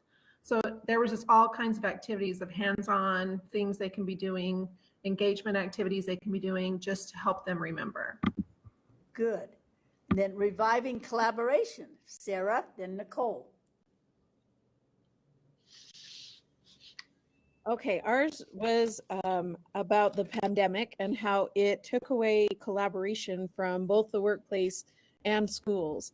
And the very important point that I wanted to share was over the long term, our students will need to work together to solve increasingly complex problems, not just because the marketplace demands it, but because our world does. As we plan for student learning in the upcoming years, we must be mindful to plan for more of that learning to be collaborative, because even once we came back to the school, we were social distancing and trying to keep our students away as much as possible. And so now they don't know how to collaborate well on work. And the second important point, I'll be quick, but it said, if the tasks that we put them together to collaborate on are meaningless, then it's going to open the door for disagreements. But if the task is engaging and requires a diverse collection of thinkers to puzzle through it, the allure of the task becomes more compelling than the allure of conflict. And that appeal draws students in and through the work. And so working with first graders, I always think, oh no, we're not doing group work. All they're going to do is run around the classroom. But if they have a good task, and I do an egg drop at the end of the year, they get right to work, and the task is more important than being off task. So it's true. I really appreciated that. And Nicole? Okay, so to add to Sarah, thanks, Sarah. That was really great. The So it talks about the importance of creating equal teams when you're doing your collaborative learning projects. And to have a really successful team, you need to have psychological safety, dependability, that everybody is dependable, structure and clarity, meaning and work and impact, that what they do is going to matter and create change. And then so that was one thing that I thought was important for the teamwork. And then it talks a little bit more about building that in your classroom. But the one strategy that I found in here, it has a classroom expert and strengths finder chart. And you have the students sign up for what strengths they think they are and assign your teams and collaborative groups according to that, instead of having like the pencil holder. You want to make sure that all of your jobs in your collaborative groupings are equal, that you don't have the team leader is the king and you don't, and then you have the man, you want to make sure that everybody has an equal task. So very good. And then 7 traits to future-proof our students. Charlotte, and then we'll see if Megan's back from feeding the baby calf. Charlotte?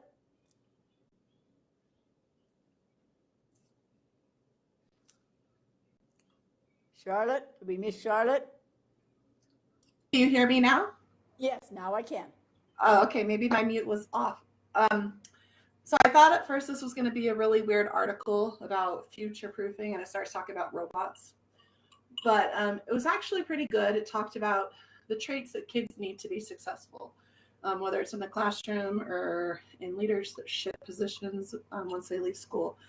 And for each of the 7 traits, it gave some ideas of how to help students build these traits. And so I just thought I'd share the 7 traits. Build confidence, develop empathy, self-control, integrity, curiosity, perseverance, and optimism. Thank you. Megan, are you back? Megan's not quite back yet. Okay, let's take our 10-minute break. It's 6:30. And take our 10-minute break, and then we'll have Megan when we come back. Thank you, everybody. See how a child now has their interest piqued a little. Oh, I want to read more about that because I know just a little bit, so I'm now comfortable of reading some more. Thank you, everybody. That was a good example of finding the very important point. See you in 10 minutes.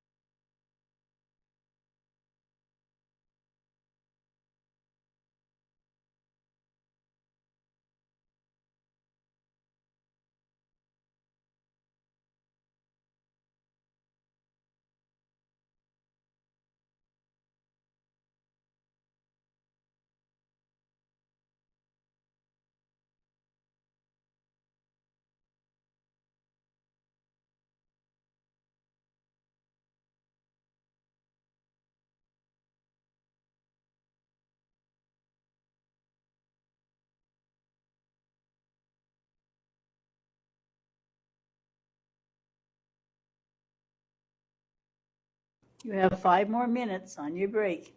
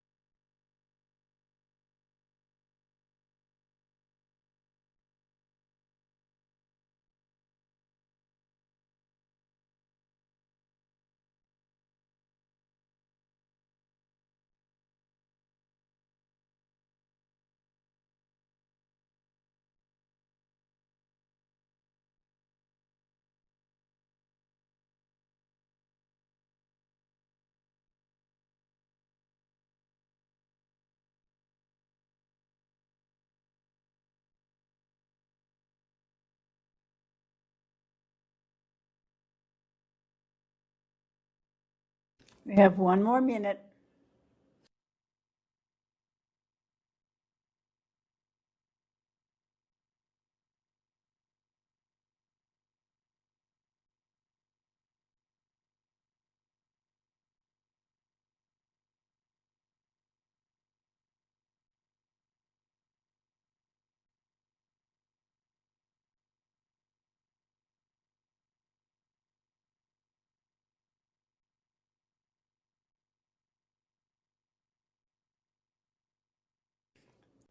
All right, I hope those articles kind of gave you a clue of what they're about.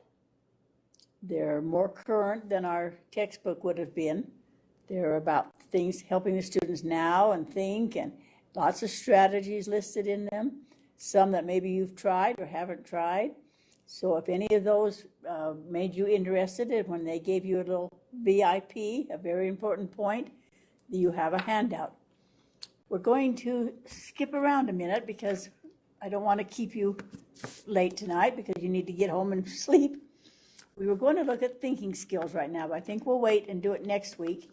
And right now, we're going to ask if anybody wants to share strategies or articles. Remember, I said you need to share one strategy and just one article. You don't have to do it tonight. You still have 2 more classes. I don't want a lot of pressure on you.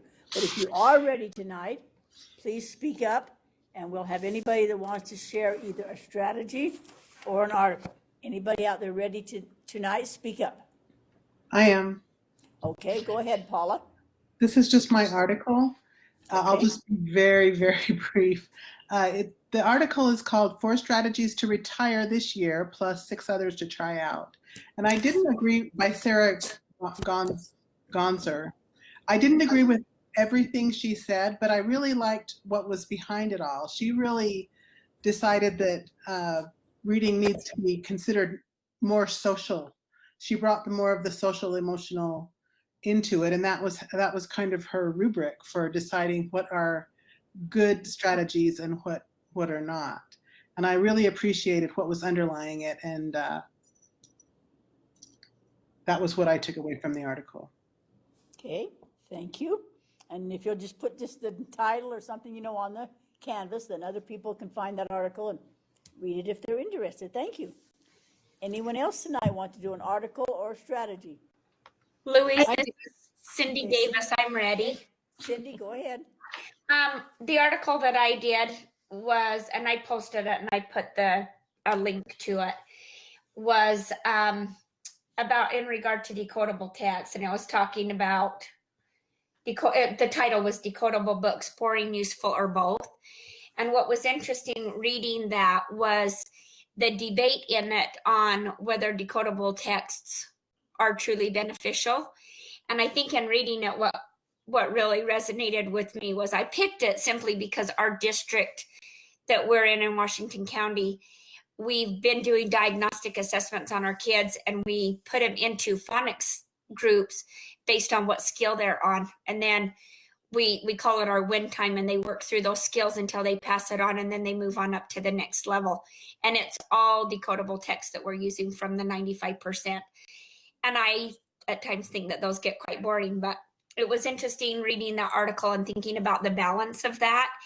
And the article referred to the decodable text basically as training wheels on a bike, and that how we need to use them as the training wheels, and as children get better at using those phonetic skills, that we're able to get them up into more difficult text and more challenging, and not just stick them just in the decodable. So kind of my biggest takeaway was that, the decodables definitely have their place, but we also need to be making sure that we're introducing, like we've said this a million times, I feel like tonight, variety of text that the students can be going and referring to so that they can practice those phonetic skills in a wider variety of books.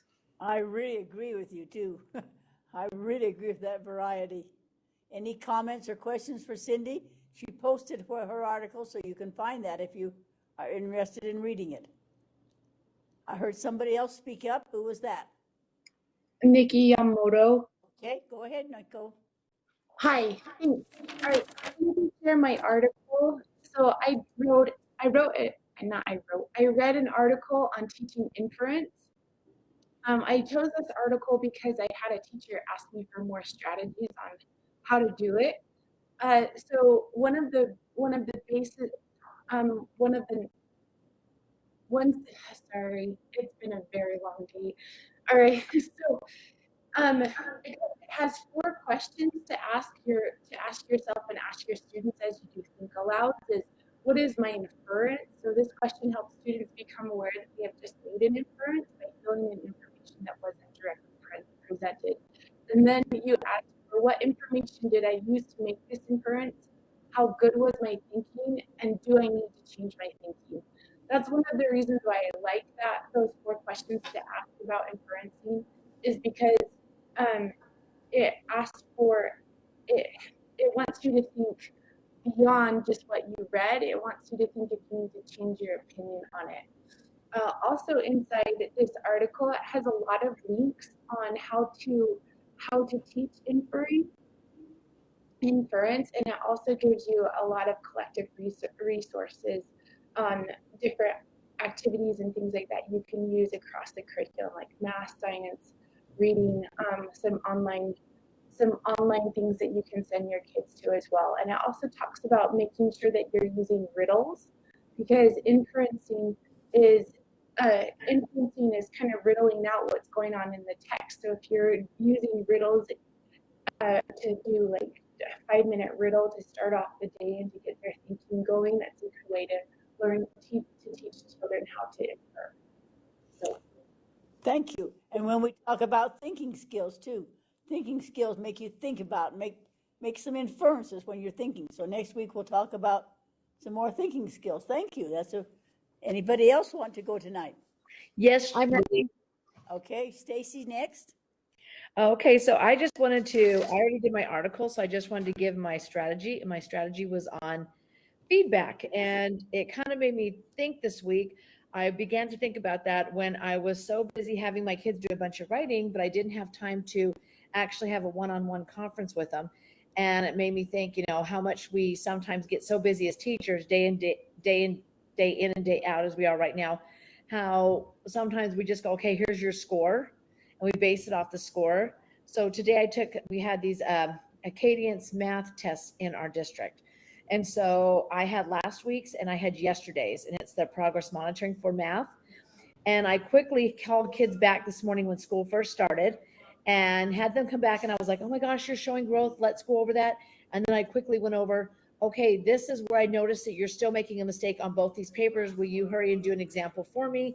I don't know if it'll work, but their scores are slowly getting better. But it just made me kind of think about how we need to show kids what feedback is, why we use feedback, why you want to have feedback when you're in a sporting event, to reading. If not, I actually made the comment, one of my students' teachers, parents, I have a lot of parents that are doctors. And I made a comment going, if your dad's an open heart surgeon, he's about to work on your grandpa, would you like him to get feedback if he's doing it wrong? And they're like, yeah. And I'm like, okay, then that's why we're doing this for reading and writing. We've got to get feedback. So I actually wrote it on the board. And now the problem is every day I have 28 kids going to me, so do I get to have some feedback today? And I'm like, oh, yeah, we're creating a monster. So anyways, that's what mine was about, just reminding us that we need to not just give them like, here's your 2 test papers. Tell them what it is, say fix it, so that all of us are in the trenches are not so in trouble for trying our best. Amen. Amen. Very good. Thank you. I heard one other person speak up. It's me. I'm ready. Okay, Sarah, go ahead. Okay, so my article was off of Wikipedia, and it was called 3 Ways to Get Young Students Excited About Revising Their Writing. And so wow. I found this one relevant because I just started Writer's Workshop, and that is an area that could improve here in my classroom. So it says that her students felt nervous about and resisted editing because they didn't know how to make their work better. And so she has some very good ideas about the writing process. And she says that often revising gets mixed up with editing, but revising is all about the organization and the sentence fluency and the word choice, where editing is more about spelling and punctuation. But it's the revising part that the students are not understanding. They can get that they're not spelling right, or that they, forgot a period or a question mark, but they don't understand how to change the words that they're using. And they like what they have already picked out. So she's got 3 ways to make this better. The first one was all about focusing on writing traits. So the writing traits are ideas, organization, voice, word choice, and sentence fluency. And she says you need to break up the revision space or the revision phase into very small, achievable goals. So you can't say, you've got to work on all your ideas and your organization, and the voice is all wrong. You have to just say, okay, I love your idea. Now let's fix the idea to make sense, so that it all goes together or it flows right. Or I love, sorry, my lights just turned off. The word choice, you could focus on just word choice. Okay, you've used hot in every single sentence. So could we use spicy in one of these sentences? Or could we use flamin' hot in one of these sentences? And just kind of help them with just one thing so that they can kind of understand the idea of revision. And then number 2 was to model the writing process. And she suggested using an I do, we do, you do, to just show students that your first draft gets very messy, and it's supposed to. I've had students actually in tears before because I wrote all over their writing and they didn't understand that that was what it was supposed to look like. So modeling and then releasing it gradually into their own hands. And just to know that even one small change is okay. If they are willing to give up one thing, one word for a different word, then that's a good start for them. Especially you know, for very young students, first grade, kindergarten, and a little bit into second grade. And then the last one was to hold writing conferences. And feedback through writing conferences helps your students get over the line from feeling overwhelmed and uninspired to excited and knowledgeable.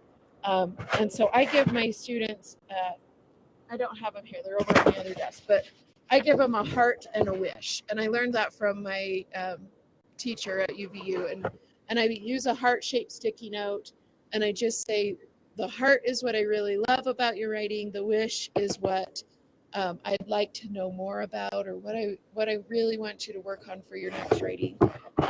And she uses the example, as the reader, I wish I knew more about this, or can you add more about this adventure that your characters do?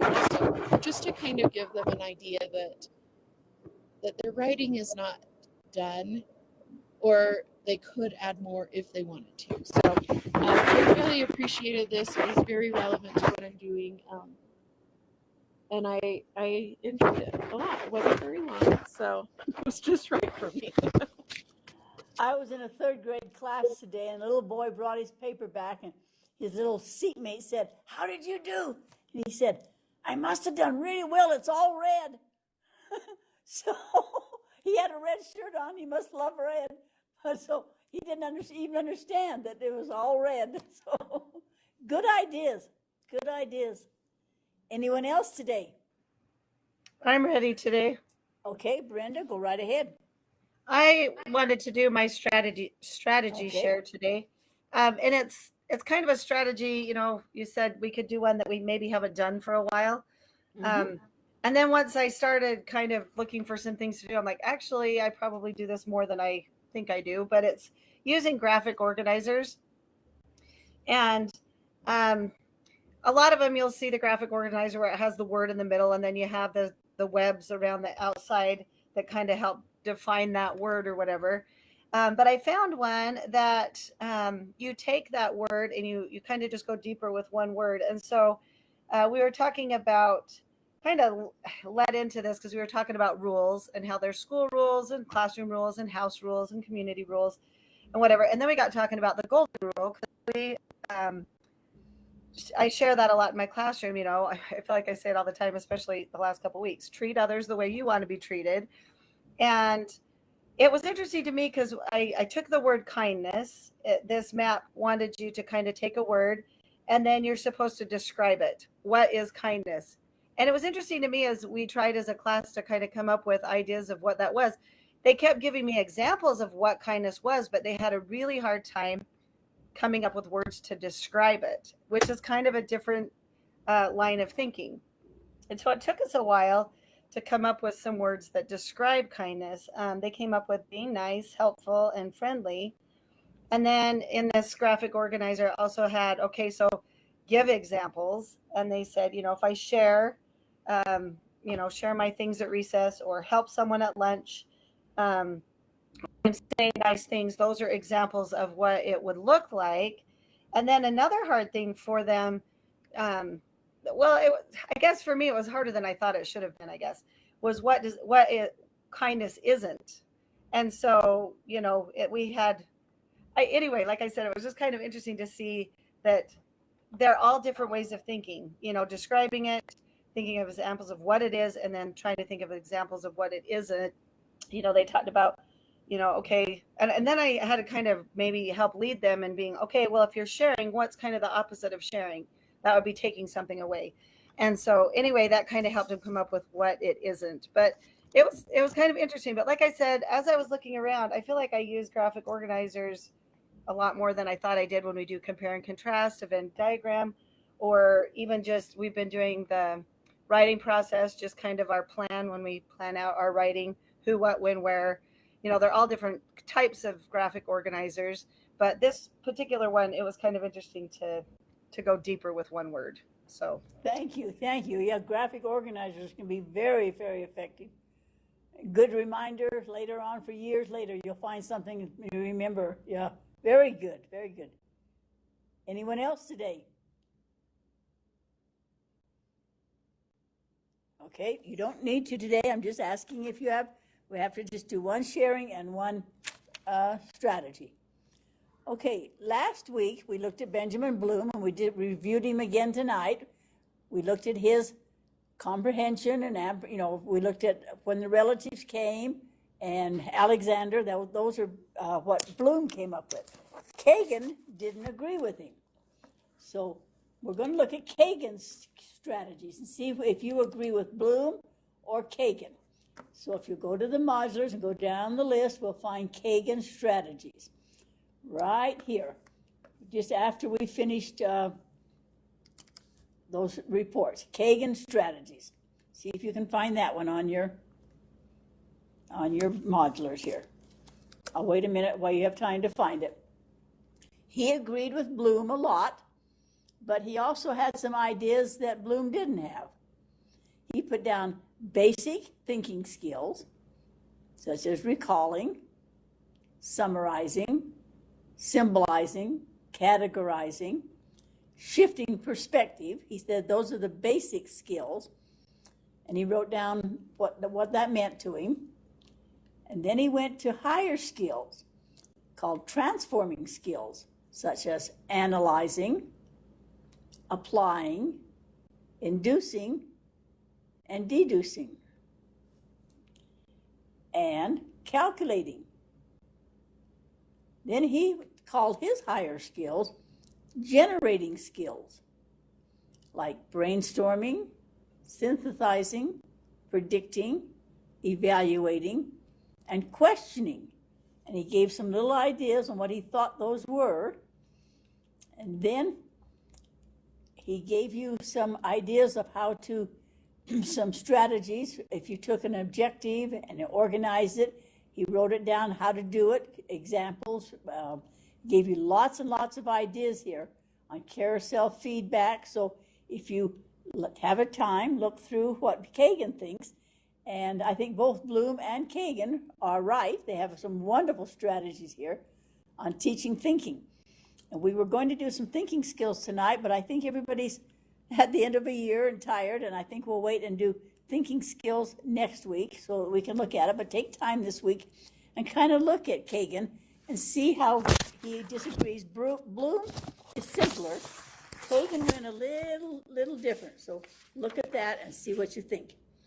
And then next week, we're also going to look at some multiple intelligences. Now, that's another theory that comes and goes and comes and goes and comes and goes, has popularity and then it doesn't. So let me go down the modulars here and show you what I put so that you can have time to look at it this week. And next week, we'll talk about it more in depth because I think people are kind of tired tonight. Next week, we will look at a list of strategies by instructional focus. We will look at that one. You can take time to look at it this week and we can talk about it next week. The top 10 things you should know about reading. And then we'll look at some thinking skills. And we'll do a little exercise called Who Knows? Something happens and who knows what happened? And I'll show you how that works. And then we'll look at the objectives that we should have in our thinking skills, because we actually need to teach thinking skills. And we've done this in other classes, but I'll show you some strategies to teach thinking skills. Then take a look at Kagan's strategies.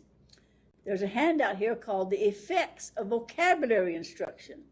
I really like that one. I think it's got some great ideas, so take time to look at it. I went the wrong way, excuse me. And then we're going to look at multiple intelligence next week. They became very, very, very popular about 10 years ago. And now they're not quite so popular. But there's a handout here giving you probably a million activities. It's called A Smattering of Activities Using the Multiple Intelligence Theory. Take time to look at some of these. We'll discuss them next week. It goes along with whole brain teaching. Some people think whole brain teaching is a great idea. Some of it don't. There's also another one. I have a wonderful book that I want to share with you, but I think we're tired tonight, and I think we'll kind of end up. But next week, I'm going to show you how to do a spider web discussion. There are 3 handouts that go along with this spider web discussion, and a new book that just came out, and I'll show you about that. There's a little article called Catch Them Before They Fall, trying to get interventions before the children fail. Sometimes they get to the point that I'm not good and I can't do this, and their attitude stops them and they can't achieve. Also, a lady who does workshops around the nation sent me her Ultimate Comprehension Toolkit. Some of it I like, some of it I don't. So you look at it and see what you think. There's one called Our Content Area Textbooks. Are they friends or foes? Preventing reading difficulties and adapting for ELLs. We're not going to cover all those right there. We're going to stop and let you have time right now to work on your Canvas and go home, because I can tell people are tired and had a rough week, just like everybody else had a rough week. The book I'm going to show you next week is called this one right here, and I've got it outlined so that we can look at it. The Best Class You Never Taught, about spider web discussions. So I have all these different handouts, and we'll look at those next week. One of you asked about this book, so I want to show it to you. It's called Brain-Based Teaching with Adolescent Learning in Mind. Has some great ideas. It's about a $20 book. It's a little thicker than some of the ones I get. But this is by Glenda Crawford, and I don't know who she is. But I do like some of the ideas she has. It's called Brain-Based Teaching with Adolescent Learning. There's so many for younger children. But this is taking into mind the adolescent. The one I really, really like is David Sousa. If you haven't heard of David Sousa, he writes, we're going to watch a video next week too, How the Brain Learns. And he has about 5 or 6 different things I'll show you here. David A. Sousa. Look him up on the internet and see what you think. How the Brain Learns Math, How the Brain Learns, How the ELL Brain Learns, How the Brain Influences Your Behavior, and he's written about maybe 30 books. So this is management strategy. So look up David Sousa, and next week we'll discuss him, and we'll discuss multiple intelligences. I have a book called Teaching and Learning Through Multiple Intelligences. So next week we will look at those. And you look up these the smattering of using multiple intelligences. A great big handout, clear full of hundreds of ideas. Look all that over, and we'll discuss that next week, because I really think we need to go home and rest. I think everybody's reached that point where they're tired.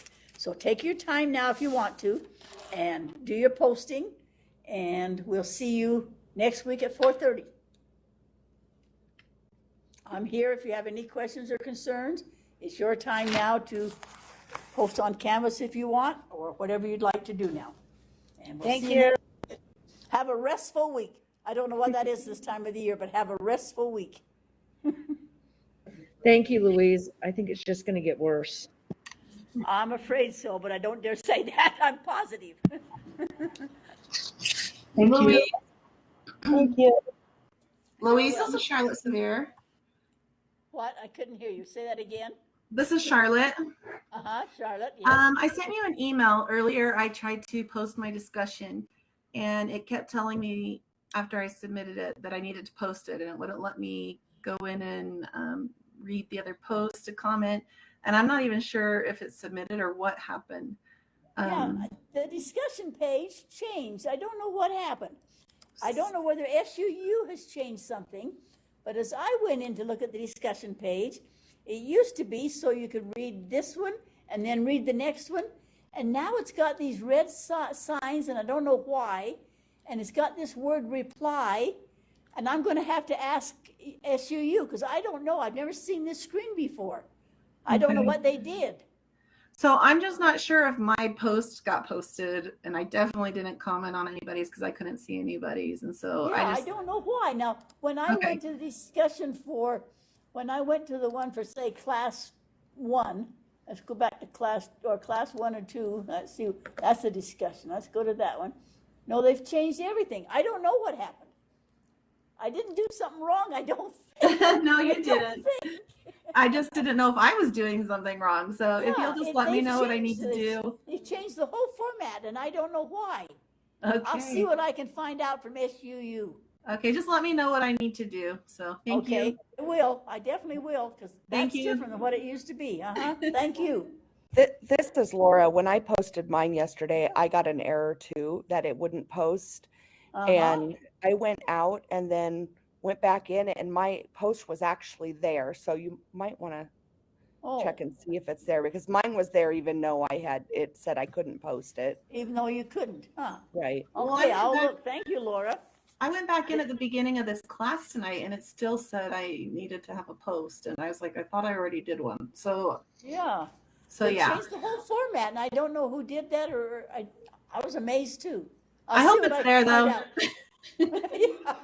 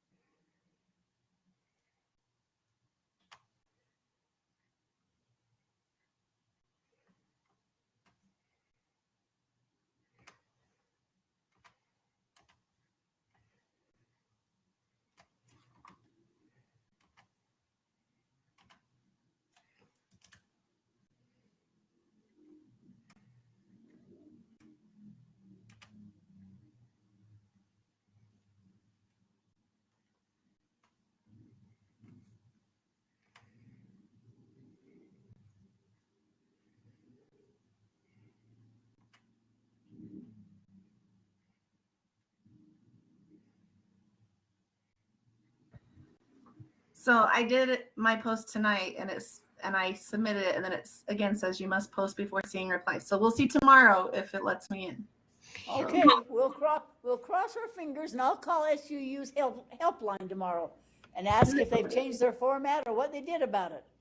Louise, this is Cindy, and mine's been doing that too. But like what was said earlier, I just barely did my discussion, and it did the same thing, but I backed clear out of it and went in, and it's posted.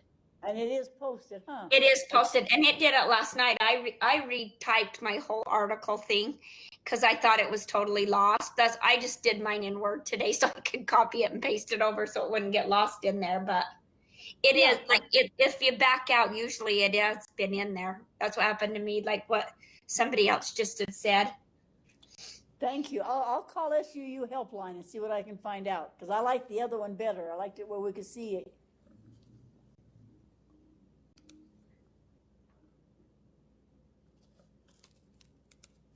Okay, so it did work. I did exit out, logged out, and logged back in, and it's there for today's. So thank you for helping everybody. I don't know, they've changed their system or something.